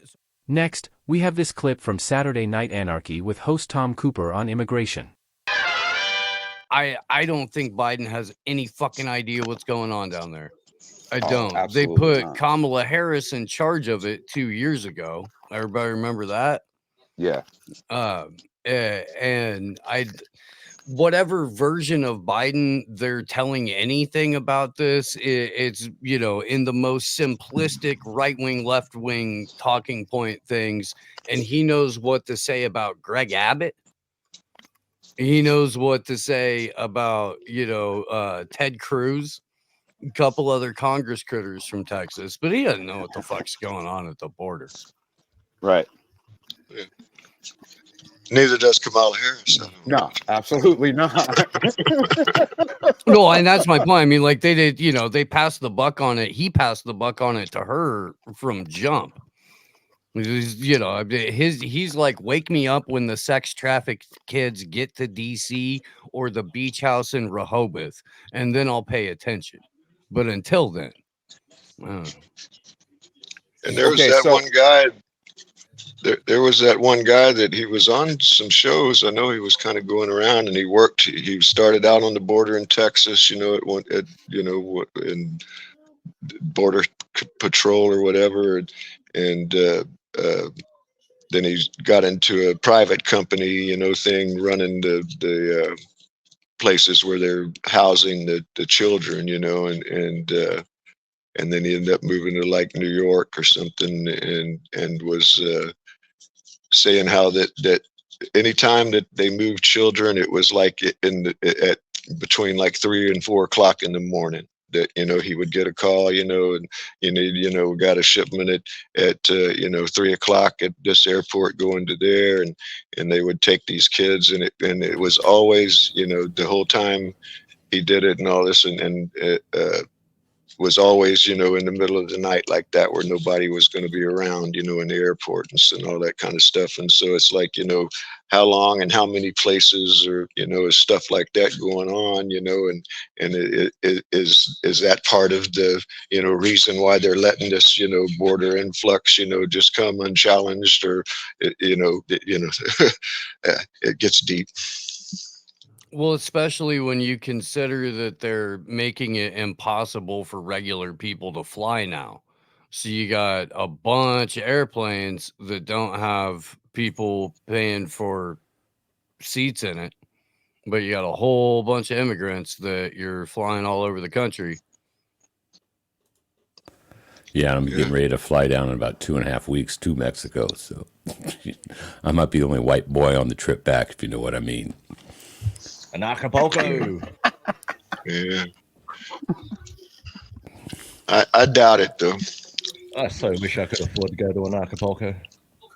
Yeah, it's my first year. I tried to go last year, but I just couldn't make it. So I'm going down, no expectations, just knowing a few people going down there, going to hang out, see what it's all about. Got a feeling it's going to exceed my expectations. So if I have no expectations, anything's better and will exceed my expectations. So been an interesting conversation. I've been listening to you guys about immigration and all that stuff and what's going on and things. Well, what I was going to ask Steve, now, do you think, I mean, is it possible that something can jump off from all this stuff that's going on down there? I think that the plan is what Senator Dick Durbin has been talking about, where there's a pathway for citizenship via military service. Because, hey, wouldn't you know, we got all these military-age men that just happen to come across the border. And, 18 months, 2 years in the military, that's long enough to get just some decent training, to learn a couple of skills, and to get so disillusioned with the United States empire that as soon as the UN says, hey, would you like to trade in that green helmet for a blue one? We've got some shit to sort out. Those are the first people in line. And I think that's the long-term plan. If there's some destabilization during an election year, it's only going to benefit the party out of power. That's, so it's in the best interest of the Biden administration to have a nonviolent resolution to this, as long as they're planning on waiting until just before the election to roll out the martial law. But we need Disease X and a cyber pandemic before that happens. Or Iranian terror, what do they call it? The secret group over here.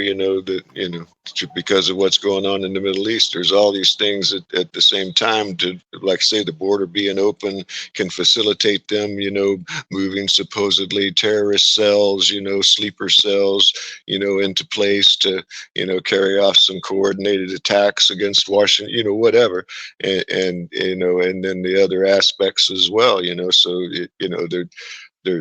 this is definitely, they got something up their sleeve, and what a better way to distract the fact that the whole world is broke right now to, have that happen,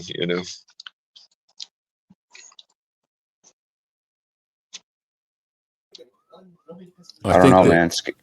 Go ahead, sir. I think the problem at the border is a lot different than it was 20 years ago. I've been giving that a lot of thought. I remember being a kid, and this is fucked up, but people used to do this. They'd go out to the farm fields, because back, I live in the, in the San Joaquin Valley, and go out there and shout "Amiga," right, and watch illegals all shit their pants and run away. They thought it was fucking funny. Now, and that's the Border Patrol, by the way. That's a Spanish slang for Border Patrol. Now it seems as if people, when they cross the border, don't run from the Border Patrol, they run to the Border Patrol. And long gone are the old days when you had Pancho coming over to try to make a better life for himself. All right, working hard. Got a lot of respect for. I've had a lot of friends who worked out in the fields. Right, it's a hard life. Those days are gone. Now it's organized to the 10th degree. You're seeing these caravans coming over, and it's pure human trafficking because when you look at the facts, who controls the border? That is the cartels. So this is, by basic definition, at least as I see it, organized cartel human trafficking, which is coming across in unprecedented numbers. And now what really gets me, we are doing the inversion of what needs to get done because we are living in a time of inversion. Our federal government and our state government, to a degree, is now facilitating the last leg of that human trafficking ring, right? These people are coming across, no documentation, right? If they're coming across, you pretty much can rest assured that there was some deal made with the cartels, right? And when they're coming across and they land here, how many of them, I guess I should ask a question mainly for myself, I'd like answered, how many of them are truly independent or how many are being brought over by the cartels? And once they get there, well, you got to pay back your debt, Pancho. And I also find it very suspect that as these illegal immigrants are coming across, and they're from all over the world, that's another thing that's changed. It used to be primarily South America, Mexico. Now they're coming from all over the world in here. And as soon as they come here, they get cell phones, instant communication. They get cash cards. They get told that the streets are paved with gold. They get shipped up to these places, right? And right now they're on a little subsidy. What's going to happen when there's no longer a subsidy and what they've been promised, right, is no longer there? What's going to happen then? And if you get a population in that type of situation and you control the purse strings, that is a population that is ripe for control. So in my mind, I could see this border crisis going to many different levels or many different rabbit holes. I hope that I'm wrong, but I can say at a basic level that this is part of a well-orchestrated plan, which has been probably in existence for a very, very long time. Vance, you were just talking about Rex 84, you know? So what the end game is, it's anybody's call. I'm not smart enough to know it, but I know that they are creating a situation where there's going to be an end game. I mean, does that make sense to y'all, or is this just me rambling on? Yeah, that you said what I was trying to say a whole lot better. You know, I mean, that's what I'm saying. That there's no way. I mean, all of this stuff that's been going on for most of my life. It's like, you know, they just want to portray that as an accident. It's like, oh, it's just a lack of imagination. We could have imagined, you know, people flying airplanes into buildings as weapons. You know, I mean, they would rather appear to be incompetent than criminal, and it's all criminal. And you know, we just need to face it and you know, shut this shit down. But how do we shut this down? How do we shut down the UN and the WEF and the World Health Organization and all that shit? You know, how do we do it? You know, are we fucked? I don't know. I'm not smart enough to answer that. Part of me, the pessimistic side of me, says this is going to play out the way it's going to play out, and hopefully we'll survive it. Another part says that I don't want it to happen like that. I want to be able to have a solution to where good will once again prevail over evil.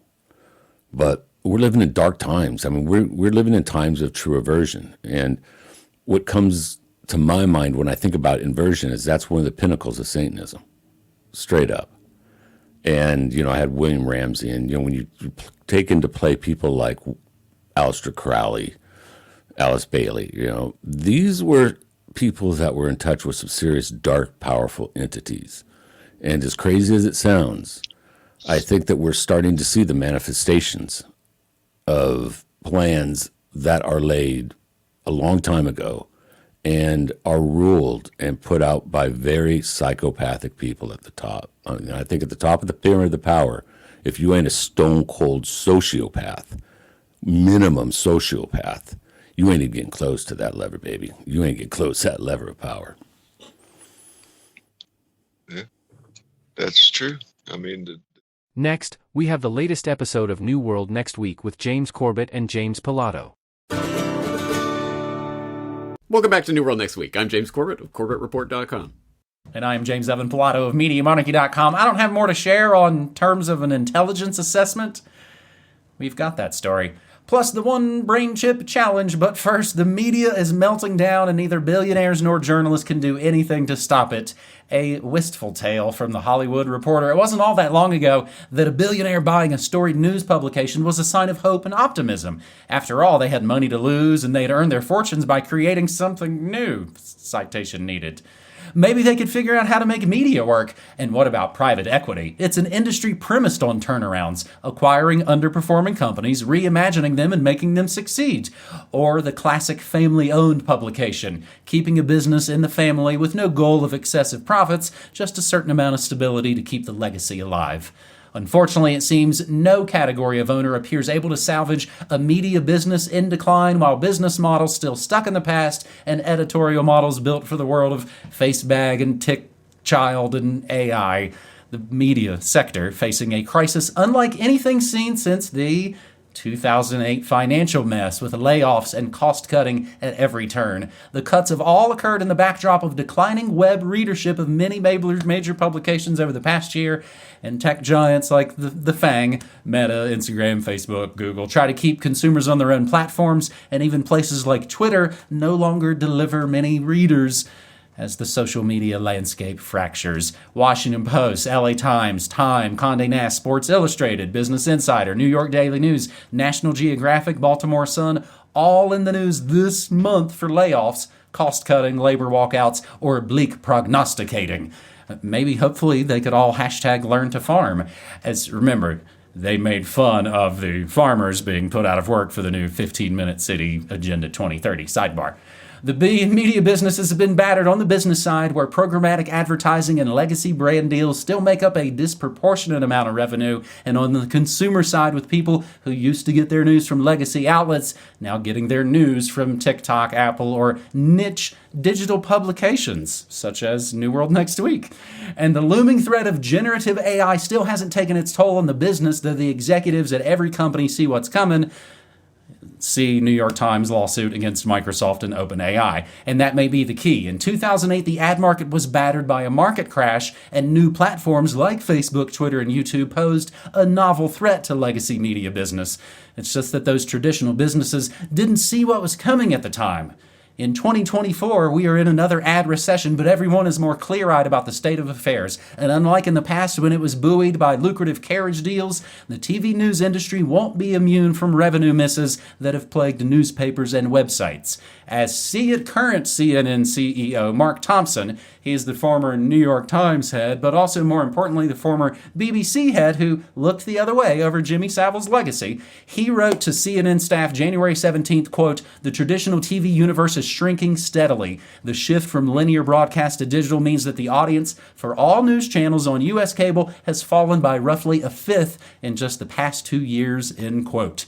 It just seems like no one, not the billionaires, not the private equity turnaround experts, not the family legacies, have a sure sense of how to make it work. James, this Hollywood Reporter writer sounds sort of like a incompetence theorist, where you ascribe all these misdeeds to, oh, they're just dummies that don't know what they're doing. But conspiracy realists like us know that, like on 9/11, I think they MyHop. I think they made it happen on purpose. James, what order will they, of course, try and make out of this chaos as they wreck all the legacy systems? You know, that's a very good, very, very important question. But before we snatch defeat from the jaws of this victory, let's take a second to dance on the graves of these dinosaurs. Because let's just enjoy the schadenfreude for for one moment here. This is not news, really, to any of our viewers, because we've been documenting this every single year on New World Next Week, at least once a year. We have the story of, new mainstream media hits new record lows in terms of viewership, or a record poll, record low trust in mainstream media. Year after year after year, we've been documenting this. And it's been funny watching the mainstream media talking heads vaguely starting to realize, that thing that we saw a couple decades ago, I think that might have been a comet. But, whatever, we're fine, as they're going extinct. Well, here we are, and I know you've been covering this. I can't even avoid this on my news feeds right now. It is non-stop mayhem and apocalypse Armageddon in the media, the mainstream media world right now. Chaos, fury, engulf Los Angeles Times in historic cuts to newsroom. Daily news workers walk out to protest owners Alden Global Capital who shrink the budget to fill their pockets. Condé Nast and other publishers stare into the abyss. Blah, blah, blah. It goes on and on. We put Sports Illustrated layoffs on the record last week. There's stories like this coming out every single day. Here's one of my favorites. Games are helping the New York Times thrive amid media chaos, where Axios reveals that, in fact, the most popular part of the old gray prostitute is not the newspaper anymore. No, it's their games app. And especially their big breakout hit Wordle, which had 4.8 billion plays last year or something like that. So, yes, now the New York Times is essentially a games company, because it's the only way they're going to make any actual revenue, apparently, at this point. Craziness. Absolute craziness. So anyway, we're old enough to remember the old media paradigm, late 20th century, the few corporations that controlled everything, and it was all this mainstream news, and that was the only thing that existed. Well, here we are dancing on their graves. Whew. But exactly as you say, what order will they get out of this chaos? And we already know to some extent how this can go very wrong in a different direction than the direction that it was heading in the 20th century. So, for example, my story of the year for 2023, the 60-24 news cycle, is one of the effects of the digitization and the online nature of the internet information dissemination that's going on right now, and how every minute there's a new story pumping through the news feeds, which has a lot of different effects. I mean, one, of course, is contributing to the TikTokization of the attention span of the average youngin who cannot concentrate on anything for more than a minute. We've already lost them just talking this much. Oh my God, James, you talk too much. So, all right, nice not knowing you, but unfortunately that is a real phenomenon that is really happening now. Also, I've noticed you pointing out on your morning show lately about these literal TikTok kind of independent media where they'll post some completely contextless clip of something, no information about where it comes from, no link to any source for it. It's cut up and it's completely, there's just nothing for you to understand what it is. It's just you get to see 30 seconds of some people talking about something and then it's gone. What is that? It's a digital fart in the wind. It is gone as soon as it happens. And who knows? That is sort of the media space that we're moving into. And I just had a really interesting conversation the other day with my friend Vinny Caggiano about the flattening of all information, everything, the flattening of everything out into content in the internet space. So that an earthquake that kills thousands of people is exactly the same as, oh my God, did you see what Taylor Swift did at the latest sports ball game? And it all just becomes this instant hit of nonsense and meaningless decontextualized information. That is the information space we're moving into, where we will be at least as prone to the manipulations of powerful interests as we were in the old media paradigm. So no, this is not like, yay, let's dance around Darth Vader's funeral pyre. It's done. The Galactic Empire is gone. No, it is here in a different form. But at any rate, at the very least, we get to enjoy the schadenfreude of all the old MSM talking heads and watching them go down with their Titanic ship. I guess I get frustrated with what you're speaking of, the sort of alternative media and, stupid woke clown world kind of channels that put up, again, these videos, no link, no nothing. It's not unlike what advertisements turned into. It's like, man, that was funny. I have no idea what they were advertising, though. I guess I find it I don't know if offensive is the word, because myself and others like me and you have worked so hard these last 20 years to source and cite everything we talk about to back it up, to prove it. And I guess that just all piles in with the post-truth era of Trump and all of that. They don't care anymore. James, we used to sit down at 6 o'clock and watch the local news, and then at 6:30 the national news came on. Now, of course, we know now that that's a controlled bit of propaganda, but just the length of the shows and the amount of time you were able to sort of invest in a story, I think there was at least maybe a bit more critical thinking back then. And I remember asking my parents, what's that mean? Asking my parents stuff. You can see why I turned out the way that I did. But again, it's just been drilled down to what is on the fantastic Max Headroom show that's really, really ahead of its time. They have blipverts, and that's advertisements compressed down into just a couple of microseconds. And if you're not healthy enough, they, it might make you blow up. That's how we get going on this New World Next Week, episode 543, starting out with maybe the easier stuff instead of, just right in with World War IV. Pentagon admits it has no evidence Iran was behind the drone attack that killed 3 U.S. troops in Jordan. Grabbing this from the always important antiwar.com. Pentagon on Monday said Iran bears responsibility for the drone attack in northeastern Jordan that killed 3 U.S. troops, but admitted it has no evidence that Iran was directly involved. Pentagon spokeswoman Sabrina Singh said the responsibility fell on Iran due to its support for Iraqi Shia militias the U.S. believes carried out the attack. Quote, in terms of attribution for the attack, we know this is an Iran-backed militia. It has the footprints of Hezbollah, but we're not making a final assessment, she said at a press conference.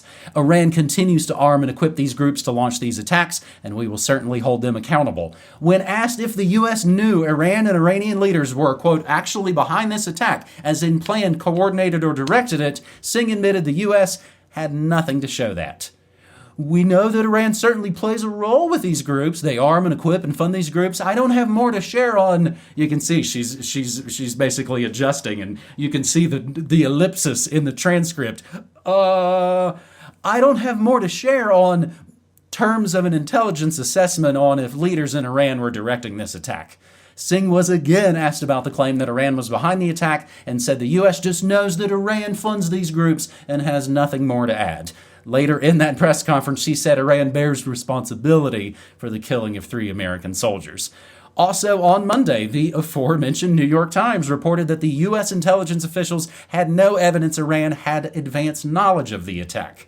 Quote, American intelligence officials say that while Iran provides weapons, funding, and sometimes intelligence to its proxy groups, there is no evidence that it calls the shots, meaning that it may not have known in advance about the attack in Jordan, the report reads. Iran has strongly denied it was behind the attack and said the resistance factions were targeting the U.S. forces in the region due to its support for the Israeli slaughter in Gaza. Since mid-October, around October 7th, U.S. bases in Iraq and Syria have come under attack about 160 times, they say, and the U.S. has never produced evidence to show Iran was directing these operations. Comments come from Singh as Biden is mulling what his response will be to the killing of 3 American troops. He is under pressure from hawks in Congress to bomb Iran directly, and a previous report from the Times said that's something the administration would consider in response to the deaths of the U.S. troops, despite the risk of a full-blown war with Iran. Even more peculiar, James, from the AP, from the Associated Press, enemy drone that killed U.S. troop in Jordan was mistaken for U.S. drone. U.S. forces may have mistaken an enemy drone for an American one and let it pass unchallenged into a desert base in Jordan, where it killed 3 U.S. troops and wounded a dozen more. Details of the Sunday attack emerged as President Joe Biden faced a difficult balancing act of how to keep your two-party illusion cult from noticing your murderous hypocrisy while blaming Iran and looking to strike back in a forceful way without causing any further escalation of the Gaza conflict. Now, James, I've made the decision, it just really hit me this week. I'm calling it the Gaza Holocaust. We should use the word Gaza Holocaust. Use their words against them.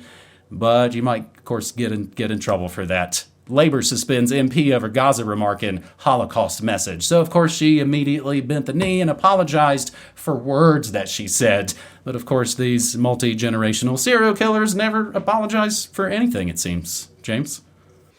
Exactly right. And you raised some interesting points about that Iran Jordan story, especially the, hey, that looked like a U.S. drone. So it just raises the possibility how difficult is it in this day and age, especially with unmanned aerial vehicles, for a false flag like that to take place, where it is actually an American drone, but they, it kills someone, they shoot it down, they say it was Iranian. How do we know? It's one of those things that they could gin up very, very easily. In fact, much more easily than they did back in the olden days, where there was actually people involved.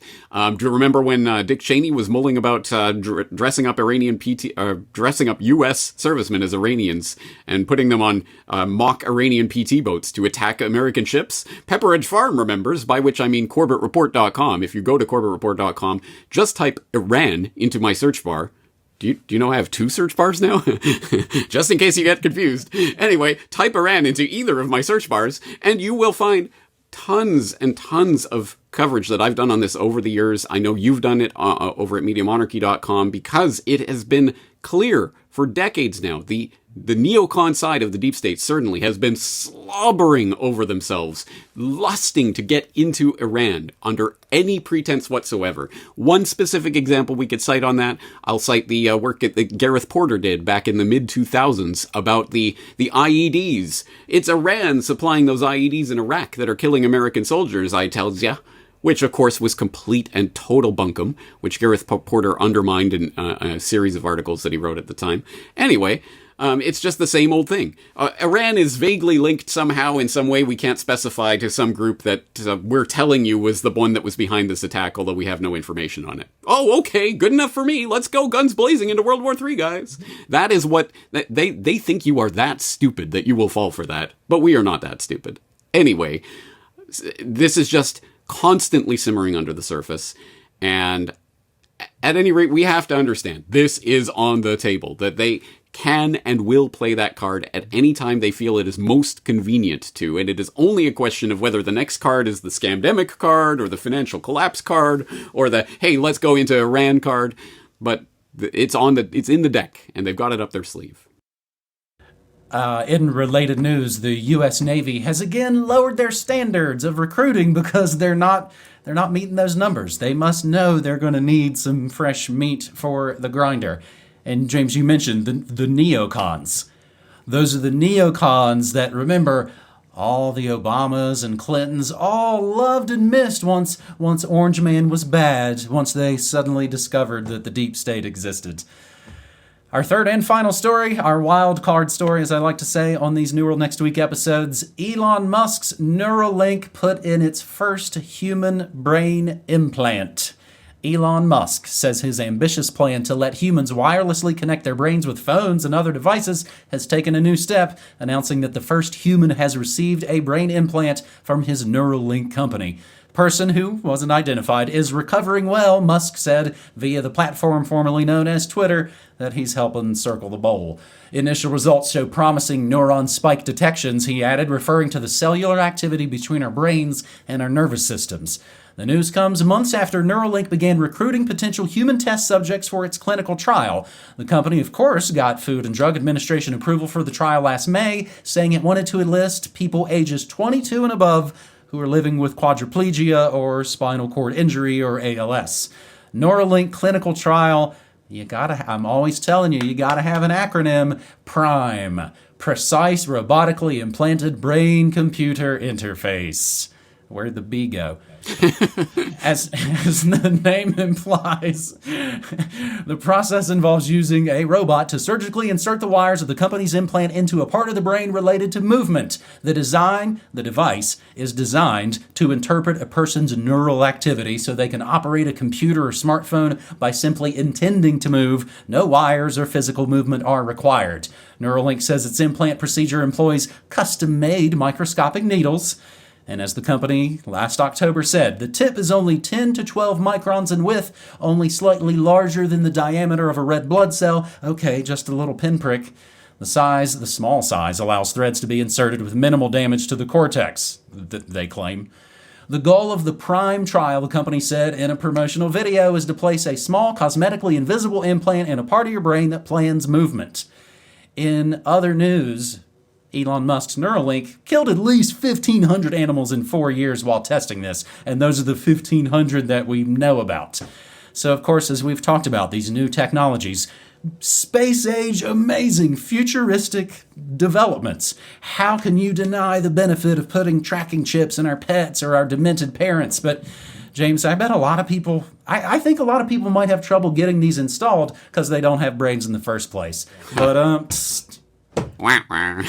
Unfortunately, very true. But my God, yeah, what a story. And it may be not safe for work or not safe for life, but if you are ever so inclined as to look up the details of those thousands of test animals that were killed as a result of this experimentation, it is horrific. Some of the reports that came out about that, the monkeys that would get these brain devices implanted in them and then would literally scratch themselves bleeding to the point they were going out of their minds, insane with pain, and had to be euthanized to put out of their misery. But don't worry, guys, we're going to start putting this in humans. What could go wrong? Absolutely disgusting on every level. And here's the really fun part of this, is that, as you always say, hey, they give us our heroes and our villains, and, you know, it doesn't really matter whether you see Musk as a hero or a villain, you're still playing into the paradigm. So, you can take it from the Daily Beast.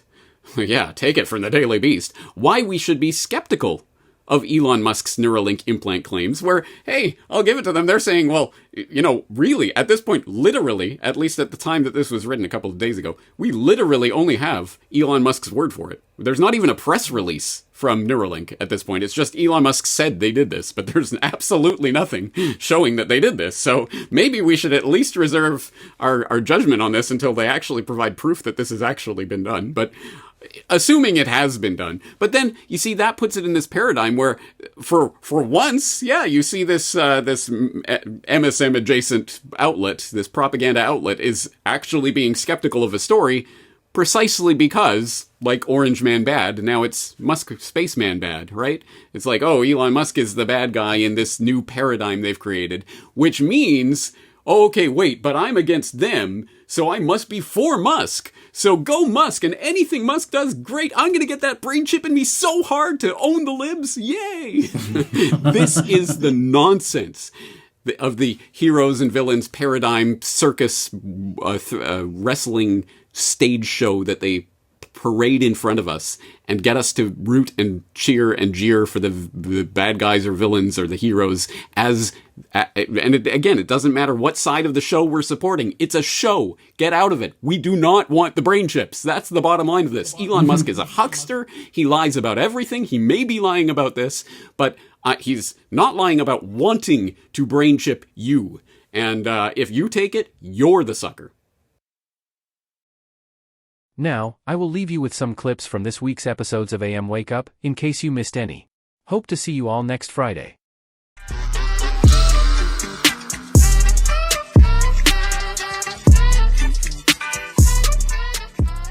Of the professor talking about why he wasn't panicked.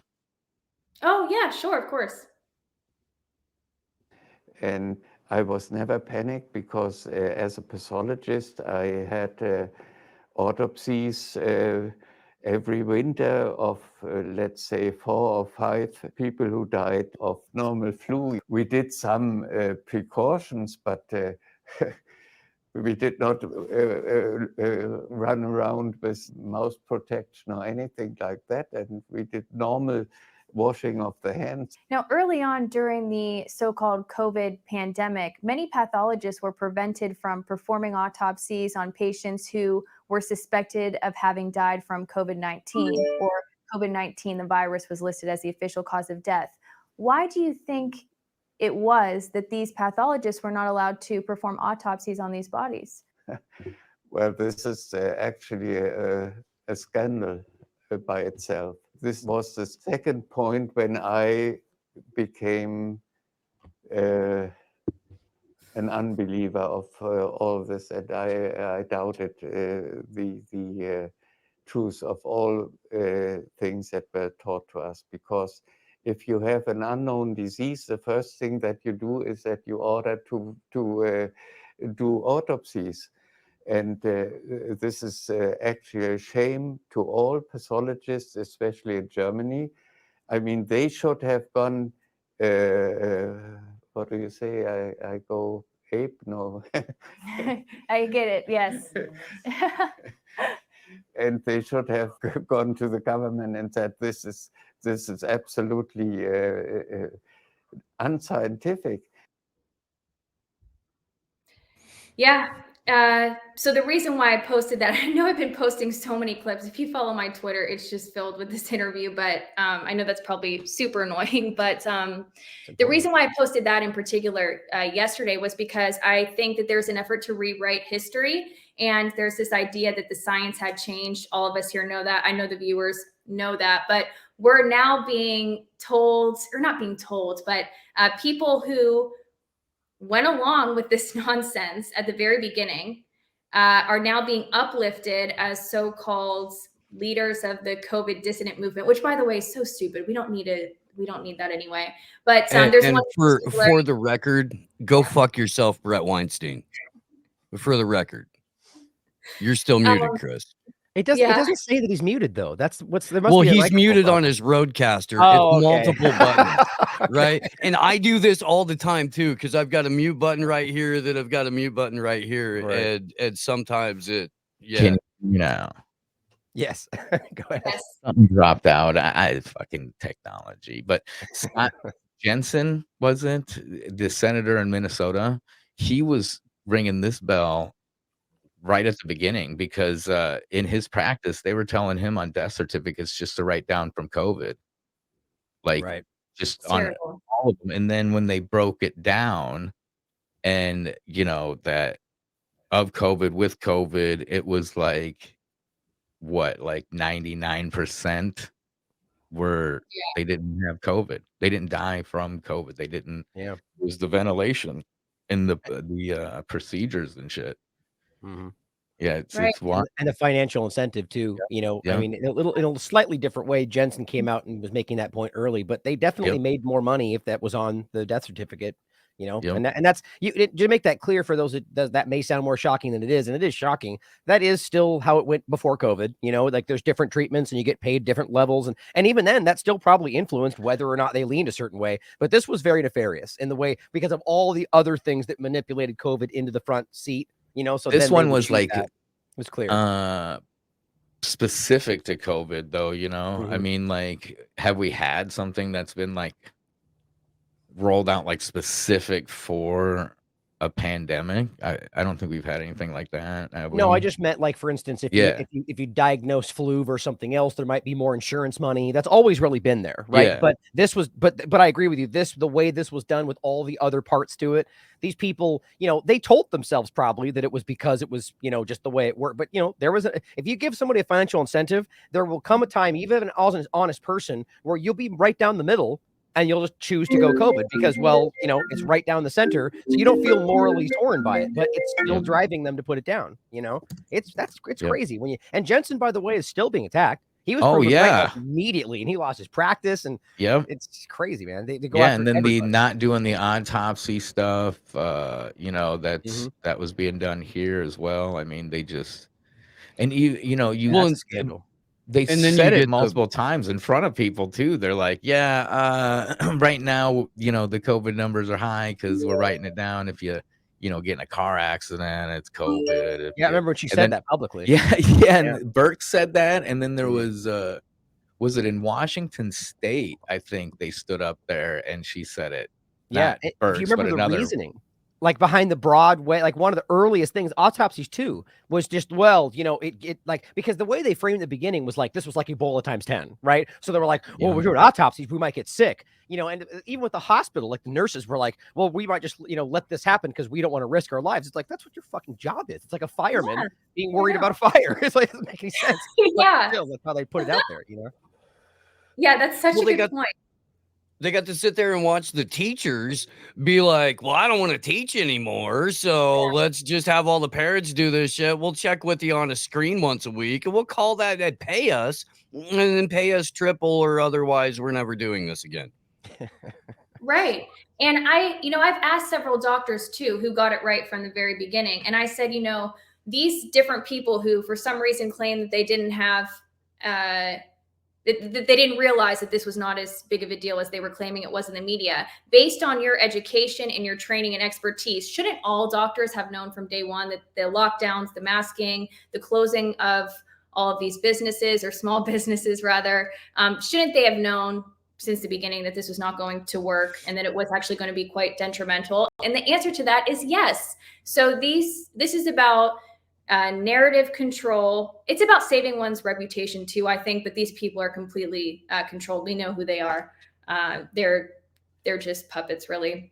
We talked to a couple of people who went through medical school recently, and the entirety of their education around vaccines is the schedule.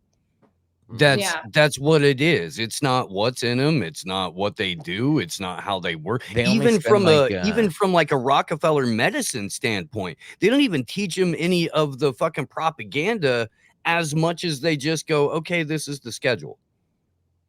Right. Well, I mean, they've been talking about this for a really long time, about the fact that they don't get taught about any like natural side of things. Nope.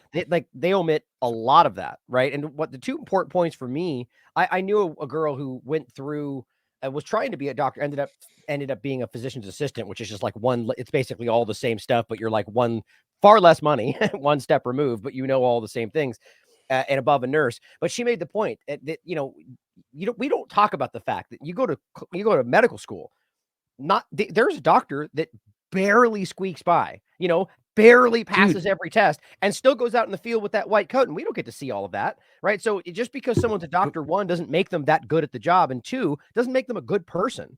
So they're like, I agree with Taylor. Everyone who was smart enough, and I'm not trying to give anybody a pass, but some of them just might not have been smart enough to understand what they were looking at because they just went along to get along. However you say that. But I think that it's clear that anybody honest and who was intelligent enough should have seen that. And I agree with it. I think the vast majority of these people just didn't care or were too stupid to see it. First point I would add to that, I think that supporting CHD is very different than supporting RFK Jr. Just to make that clear, I think is important too. And there's obvious reasons to have anybody that works with there's skepticism. There should always be skepticism. But I think that there's a lot going on with the children's health defense community. Like, because I overlap with the Tennessee chapter all the time with their local work and stuff. And so, I think it's important to not just broad stroke and be like, all of a sudden, my opinion's always been, regardless, like even the corporate media, like, here's a good example. CNN is continually coming out in the last couple of days and doing breakdowns on how Israel's lying about X, Y, and Z. I don't give a fuck who says that. It's clear and it's true. It's like, I'm not trying to say CNN is the best. I'm saying that they realize in this moment that telling the truth is advantageous for their position. So they do so. Either way, it's still the truth and it's still good work in that moment, regardless who did it. It's like, that's always, I think, the way to look at this stuff. Right. Yeah. People have a really hard time doing that because they need to get out all of their personal grievances, and that almost always comes in the form of taking it out on whoever's on the screen. Right. And it's just, I don't know. It's pretty childish, but it's how most people operate. Yeah. I mean, I am a contributor to CHD. I mean, that's clear. I think everybody knows that. I've seen, a lot of the criticisms about that. I haven't responded to it just because it's not really necessary. But from my understanding, so when Bobby Kennedy comes in to personally hand you a check and tell you what to write, Taylor, how exactly does that go down? Because that's basically what the fucking the allegation is that you're getting called into Bobby's office. Yeah, I never met him before, and I think that I'm a contributor. I will write. I've done 2 pieces for them. I've participated in many events. It's been a great experience. Very proud of it. Proud of the work of CHD. Proud to work with the European branch. But I'm a contributor, and also too, I was going to say that I'm pretty sure that there is an effort to separate CHD from the campaign as well. Be 2 different. He publicly did that. Right. Yeah, exactly. So yes, thank you. So they're 2 different things, but yes, I mean, I think that I think I'm a lot more that I have something to do with the campaign. To be honest, I don't live in the United States, haven't been there in quite a while. I'm not really focused on US politics, to be quite honest. Not that I'm ignorant to it or don't care, but not something that's a focus of mine, really. But it's important to explore because it does impact, other parts of the world as well. So I'm not advocating for ignorance by any means. Can I just say I hate how all these peanut gallery nonsense makes everybody honest have to twist themselves into knots to make sense of the obvious. It's frustrating the hell out of me. Just like I'm just even in the chat right now, people are like, Ryan just endorsed CNN. I'm like, my God, did I not just fucking say the exact opposite of that? It's like people are so ridiculous. I use CNN fucking links. When God. CNN's admitting something, that's exactly. It's not about exactly, man. It's people like want sources, and it's like here's your fucking source. Your fucking source is saying it. Like, right. It serves a purpose sometimes, it's important. I mean, it does bear repeating that the chat here is 100%, just trash talking shitbirds and then hot chicks. I don't know what like that's it. That's the whole chat.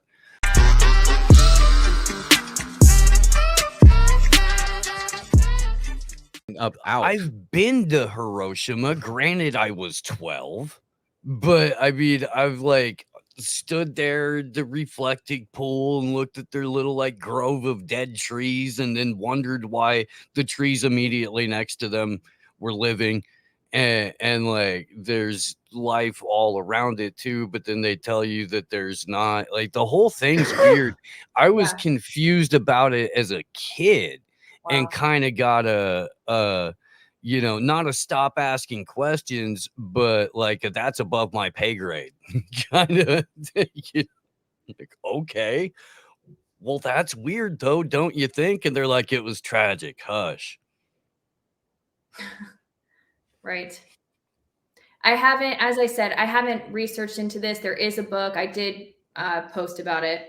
And a video about it in depth, but it is quite scientific, but it does explain it pretty convincingly. I hear that this was not what it seems like many things, but there's a lot of money to be made off of this, fear mongering with this. And also independent media too eats it all up with the fear mongering about the nuclear war stuff.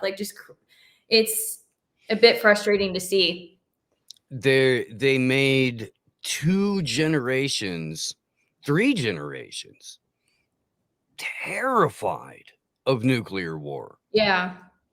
I remember duck and cover drills in elementary school because it was still the Cold War for the first, several years. It was something that they told us could happen at any minute. The evil Russians could fire a nuclear missile that could hit your elementary school. So if you don't watch out. Since the Manhattan Project, the U.S. alone has blown off supposedly near 10,000 fucking nukes on the earth. Yeah, I want to try to find that video. I might be high. I am high, but maybe it's 6,000 nukes.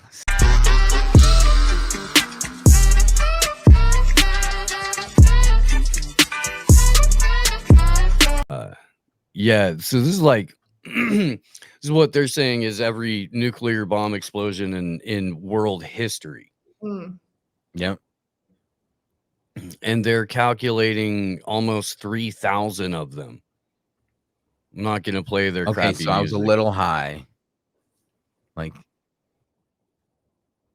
Is it 3,000 something? Yeah, that's what they were saying. It was 2,800 something, 70 something.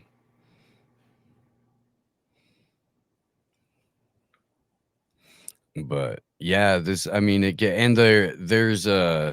was a shorter version that used to run on Twitter. It was Twitter links sped up, and actually I might you know what? I do have that because I'm an idiot. I forgot you can just click on media reels. This one's 50 seconds. That runs. Well, I mean, this this at least gives us the time to talk about the narrative versus what we're looking at on the screen right now, and the narrative is that, you know, a nuclear bomb has the destructive power to take out an entire town. The fallout from it will go X amount of miles. It'll destroy all of the, you know, all of the life period, and it will poison the groundwater for however long. And if that's the case, why are there people? Yeah. Yeah, exactly. If this technology exists, I'm surprised that it hasn't been used in this way before to that scale. That's And then always they been make the movies of, you know, they have the little tiny micro nukes and shit like that, you know. I don't Oh, the know. suitcase nukes. That's one of the theories for 9/11 is the micro nukes. Right? They had micro nukes in the basement and throughout. That's why they built a cooling pool.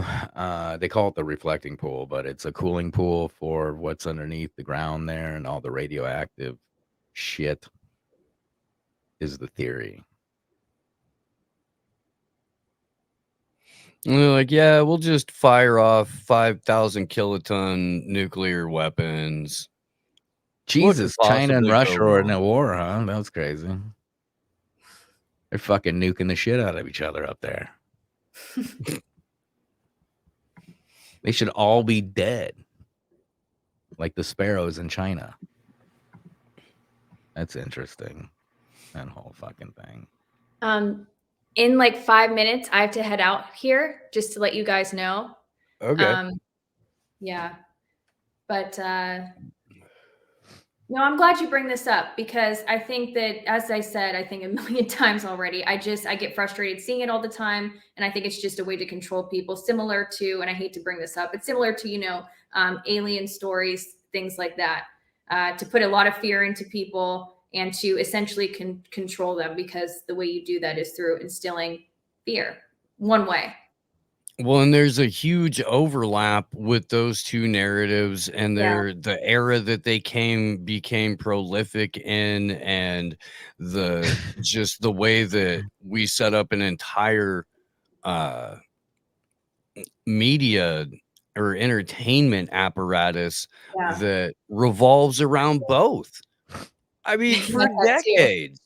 Look, every TV show, every fucking movie, you know, involved in like action or drama or science, it was all nukes, Russians, or aliens. For all of Any fucking bomb gives off radiation, because radiation is heat itself, right? I mean, and then there's some fucking residual shit from that. But like, they have big ass bombs. They called it big ass motherfucking bomb, I think. Oh, that was the big mother mob. Sorry. I thought Moab. It was I thought it was the BAMB, the big ass motherfucking bomb, but it's the Moab. Yeah, I mean, they have, and then watching, you know, the display going on in Gaza there, the you know, I don't know if that's like a Halliburton ad or what, but like the way those things go in, you know, they'll just go right into a building and then level the whole fucking city block. They got some big ass bombs, but things that will fucking like cause a nuclear winter and fallout, like get the fuck out of here.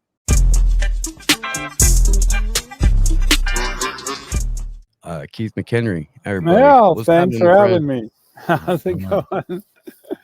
Well, I had to get in on the gender affirming conversation there when I heard about that. So how do you prefer your balls cradled, Keith McHenry? Yeah. Well, I'm gender firm at all times. So, but I do have one patented joke which you can't steal, which is I got my masturbator's degree at fuck you. Now you can't steal that. No, wrong button. Would work too. Yeah, it's the only joke I wrote other than yes on no and no on yes. Or take 2 hits of acid, call me in the morning. There's another one. It's always sound advice, or at least it used to be. Kind of make it shitty acid right now. I don't know. Some of it's okay. I haven't had it in years, so stick to organic mushrooms. Yeah. I couldn't agree more. I couldn't. In fact, maybe I should have a little chocolate piece. Keith, I click on the Santa Cruz Sentinel website today, which I don't often do. But I pulled it up and they've got like it. First of all, the website itself still looks like it was built in 1994 as somebody's freaking school project. Yeah. But right below the first couple of articles is this little thing that's like, "Eye on the homeless." Eye on the homeless. I'll see pull that. it up. I Okay, will. that's sick. Oddly enough, I do get emails from them, but I don't know that I can read them. Right. I mean, I don't. Oh, sorry. State of homelessness. My bad. I misremembered. Well, the state of homelessness is going to get real hardcore. They're opening up a warming center for 3,000 people that holds Right there. 20. So right under the first little headline and picture is state of homelessness. So you click on it and it says, "Oh yeah, we showed a drop in it," and that's all they have to say about it. Yeah, that's their entire everything's from last year, Keith. You go from August to May before you get another article about it. Then it's all federal or state shit. None of it has to do with where you are. And they're just all they're saying is like, oh yeah, there was a and again, this article itself is 6 months old. Yeah, and then of course the that point in time count, which they're claiming showed the reduction in homelessness, was even more botched than the normal botched point in time count. So point in time count happens in January all over America, and then you're supposed to get federal funding, which can't be used by law for homeless people, but to the homeless industrial complex. So then they have like these 3 pots of money you get from this point in time count that's which again I must say is by law not allowed to be used to actually help homeless people. That's a federal and state law. But then that's because you have to means test everybody and blah blah blah, and it's a different pot of you talk to like the head poverty pimp here, Phil Kramer, and he'll say, oh yeah, because like for instance, Phil got $2.5 million from Jeff Bezos, and that was announced on the front page of the Sentinel, and then 30 days later in an inside page they shut down the shelter that the $2.5 million went to. But then you talk to the head poverty pimp who's making several $100,000 a year, and he's like, oh well, we can't use that money for that because of restrictions by the federal government. And that's what the whole poverty pimp. So we get millions and millions of dollars here in Santa Cruz to help the homeless, and then instead it leaves it up to individuals to just go out and buy tents and tarps and everything, which I've been doing. I did like $1,100 worth of tents and tarps and sleeping bags last week, because they just swept the camp in front of the homeless shelter, because there's like at least 100 people living in tents in front of the shelter because they can't get into the shelter, or they don't want to go into the shelter because it's basically run like a minimum security prison. And so anyway, that's it's intentional. But here's another thing. This Cicero Institute, I don't know if you've heard of them, but the Cicero Institute was started by Peter Thiel is part of it. Joe Lansdale is the actual head of it with his wife. And these are like, if you ever watch Whitney Webb or any of these things, these people are directly linked to Mossad and CIA. So what they are doing is they're putting out a campaign, which we first saw in San Francisco, where they had an AstroTurf campaign to get rid of the homeless and blah, blah, blah. And that's where Cicero Institute was at the time. And it's like all homeless people are criminals, crazy people, must be locked out. Yeah, there you go. And must be put into, internment camps, basically, is what they're advocating. And they've had the success of introducing a law in Tennessee No, Kentucky, where not only is it like all the other states that they're introducing these laws, making it a misdemeanor to be homeless and illegal to be in camps. In Kentucky, they've also added that you're allowed to shoot homeless people if you'd like. And if that bill passes, which is very likely to pass, then you could just kill homeless people if they are causing you any problems. So this is pretty frightening that this comes from basically the Central Intelligence Agency and Mossad, but it's being pretended like it's like, oh, just regular citizens hate the homeless and blah, blah, blah. Yeah, and then we round them up and we put them in the camps. What's the problem? The other thing, obviously, that I forget her name now, but the woman who was busted in San Jose police union for importing chemicals for fentanyl, that for years we've known that basically the drugs are being brought and distributed by the government. That's who, because it's to their advantage to hand out drugs. And I remember so in San Francisco, when we first got accused of being a credible national security threat on August 15th of '88, which then by Thanksgiving we became America's most hardcore terrorist group, and so for feeding people. It's my favorite part about the whole thing. And Keith, please, dude, talk about San Francisco in 1988, 1989, 1990. What food not bombs had to go through, not just with the FBI, but with fucking the city of San Francisco and all that shit. Yeah, and Pelosi and them. Yeah, there was so on August 5th, so we were approached by a hippie who turned out to be actually put up to it by the police because he was running the competing soup kitchen, so to speak. He was told that he would be shut down if he didn't participate in this, and therefore loses $33,000 a year salary for running the Haight-Ashbury soup kitchen. So he came to us and said, oh, you can get a permit for serving food here at the entrance to Golden Gate Park. And so stupidly, because I was friends with Cambridge City Council and the mayor there who loved food not bombs, I thought I was going to get a street performance permit like we occasionally had in Cambridge. So I wrote a letter where he suggested I'd write a letter to, and we got no response until August 15th of '88 when about 45 riot police came out of Golden Gate Park and arrested me and 8 others for serving food without a permit. It turned out that law didn't exist. But anyway, that started what became ultimately 1,000 arrests in San Francisco. And eventually I did 500 days in jail total, was arrested allegedly 94 times according to the city. And it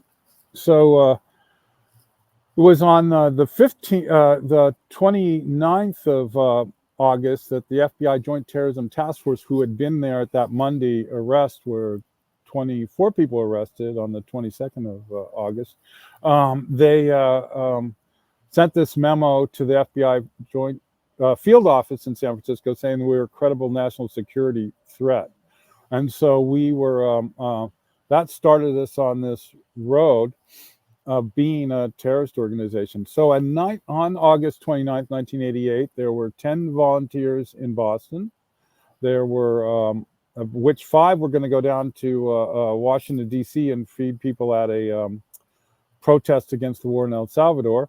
There were the 10 of us in San Francisco, and there were 10 volunteers in Long Beach, California. So there was roughly 30 Food Not Bombs volunteers in the world at that time, and we were considered a national security threat. And then that Thanksgiving, people went home for Thanksgiving, and they would be at the airport, for instance, with their Food Not Bombs button on, and a National Guard person would walk up to them and go, oh, wow, we just studied them in domestic terrorism workshop. That's America's most hardcore terrorist group.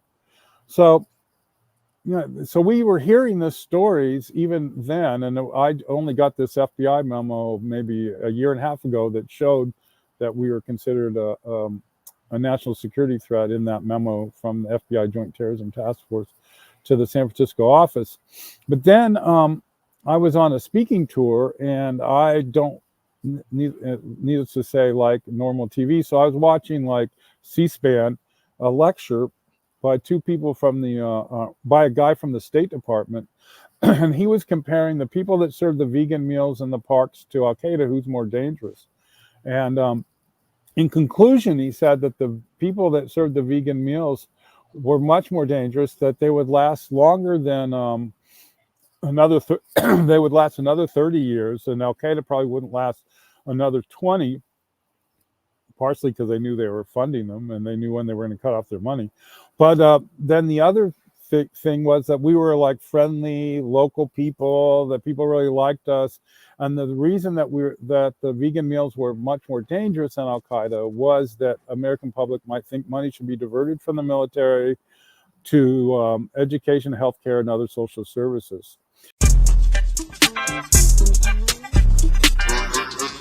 Everything was declining on the NFL, and then Taylor comes in, and now it's about as big as the January 6th committee. I only say that because the new PBS documentary, Frontline documentary on the J6. PBS does documentaries nobody knows about, apparently. Yeah. Like, I watched the Uvalde one. Nobody has brought up the Uvalde one at all. They got away with interviewing a black white supremacist, I heard. Yeah, and then they did. Now there's a documentary out about how the January, how they filmed the J6 committee primetime event. They had to bring in ABC producers. They had to write the story because they had to keep people's attention, because if they lost people's attention at the beginning of this thing, we were fucked. Basically, I haven't watched the whole. I just seen the one clip so far, but like after watching the Uvalde one and seeing how they went into the Uvalde one and seeing like they're literally telling you they had a control room, they had everything set up, they had to bring in a special fucking producers to write the shit, because he's like, well, they can have the evidence, they just can't write very good TV. It's what? So yeah, I definitely have to check this documentary out. Let me see if I have the video right here. Cause dude, yeah. Have you seen this? I don't think so. Are you talking about the J6 thing? Yeah, the PBS thing.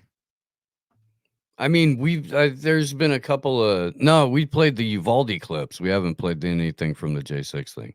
Oh yeah, this is brand new. So this, I'm assuming's on YouTube now, the full thing, but I haven't been able to look at the whole thing. Just this clip alone's like, what the Thompson's fuck? committee had gathered a trove of information. The challenge, what to do with it. The one thing that we knew was the information that we have is compelling. The thing we needed to do was tell that to the American people in a compelling way. So that's why we brought in a former president of ABC News. Yeah, I got a call pretty much out of the blue from the January 6th committee. They wanted a storyteller. And while they were brilliant lawyers, storytelling for a mass audience is not what they do. To bring in a guy like this who would think outside the box really did prove to be fruitful. And it was Goldston who really began to envision this as, in a way, a kind of mini series, that there would be, sort of 9 episodes, and that these episodes would tackle particular themes. Attack on the Capitol, the investigation. The first hearing was primetime television. As the nation is about to witness a defining moment, the first hearing before the country, the results of the January 6th investigation. This is an extraordinary moment in American history. When it came to that first hearing, we knew how high the stakes were. Is about to hold its first primetime hearing. We were either gonna, make people realize that this was important, or once you've lost them, you've lost them for good.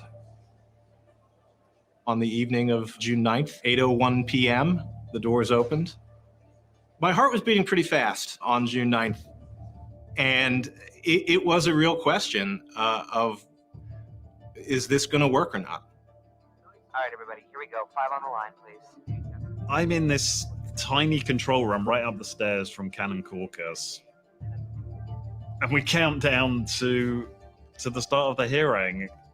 And at that point, what can you do? Here we go. In 3, 2, 1.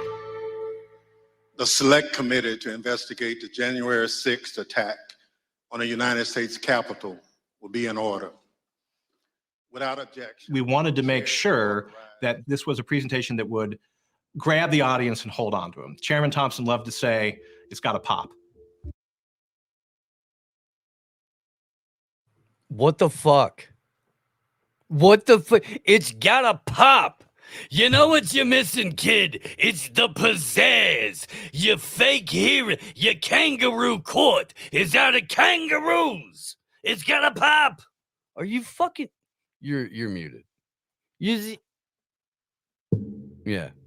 Still. Yeah. All right. Let me bring this up while the audio thing's getting. I heard things. There it is. Every once in a while, my fucking thing drops out. But yeah, I mean, yeah, dude. I in the back there must be the guy from Wayne's World when he's like 5, 4. It's like quit counting, quit trying to fucking count. You think that's coming from the prosecutor? It would have said terrorist. Not a high profile enough arrest. Terrorist. Not enough high profile arrest. And usually it's not in the courtroom, it's in the, because you have to prove that in court. They can't say that in court because you have to prove it. Yeah, you can only say it in on the media. You can say it under oath in time. Congress as much as you want, because no matter what, nobody's following up on that one. You can say terrorist all you want in the ABC produced hearings. It was sports entertainment. Literally, the clip we just showed you from PBS, which PBS has a whole thing in context. PBS has a whole, all right. Has it all. That nobody's going to watch the rest of it, right? Because it's probably even worse. That was probably like it's probably even worse. And then they sit there and they fucking do interviews and they talk about it, right? And they talk, that's Duper's Delight. Right in front of us. They're doing documentaries and Duper's Delight right in our fucking face. Yeah. It's like you see the James O'Keefe drop. James O'Keefe literally pulled a Clark Kent. He put on some glasses. I'm going to put on glasses and nobody will recognize me. I remember my buddy way back in the day, he took my glasses, he put them on. He's like, who am I? And I was like, I don't know. He's like, Clark Kent. Then you tell us. It's like, oh, shit, yeah. I get it. James O'Keefe literally put some glasses, parted his hair the other way, and got the scoop from an IT guy that Biden's in mental decline. They're gonna replace Camilla. No shit. That's the Mockingbird thing. There's like one point when James O'Keefe looks over like he's smiling into the camera. They're literally canaries, right? They're singing and telling you what we've all been telling you, right? So now it's official because James O'Keefe said it. Now it's out, and an official Washington IT guy said it. And then they mock. Just his stupid costume is mockery enough. I think they sprayed his hair gray or something. The dude tells him, yeah, you look and sound just like James O'Keefe. It's like, no, that's not me. No, that's not me at all. Why, I can't stand that James O'Keefe, I've never heard of the man. Who is this rapscallion you speak of? Really? All right, man. All right. Sure. You have to, like, it's just fucking. Well, I mean, the mammies, the mainstream, alternative media, the mammicles, like mammies. Oh my God! That's exactly what you're saying. Is exactly what I said about it. What I saw it yesterday. I love how O'Keefe is around to confirm what everybody It's already confirmed. If you years ago, thanks, From buddy. An IT guy who just works for the White House, right? He's not even like he might be a supervisor IT guy. Oh, let's at least see what his description. Yeah, top White House cyber official. Yeah. Tells O'Keefe in disguise. Hold on. How could you be the top cyber official? Right? You think on the cyber official White House top thing, maybe there's a board up and it's like, we've got to block everything this fucking guy puts out. Everything he puts out, it's all undercover shit, dude. He fucking promises to suck Oh, dicks. it is Alexandria Pelosi. All right. And then sucking dicks. He promises to suck their dicks, and then he rats you out, dude. He does suck your dick, but he's going to put the film out. You got to watch out for him, cyber guy. James and then O'Keefe the cyber will guy's like, give you quality, quality, dude, you look like James O'Keefe. quality. James O'Keefe gives killer head, but don't let that fool you. There's a part in it where James goes, he goes, oh, I fucking knew it. I fucking knew it. I knew it. Then he storms out, grabs a fucking, iPad and throws it on his way out. Seems to be the standard of the setup sting job. That would have been funnier, James. That would have been funnier if you would have been like, oh man, these glasses. And then you'd be like, oh, I got you. I knew it. And then he storms out, and you're fucking. Yeah, how many blowjobs do you think he had to ruin because he took the glasses off right before he was getting ready to blow? He's looking up. He's like, they're like, oh, I knew it. Finish up, but I fucking knew it. Yeah. Give me the tape. Gotcha.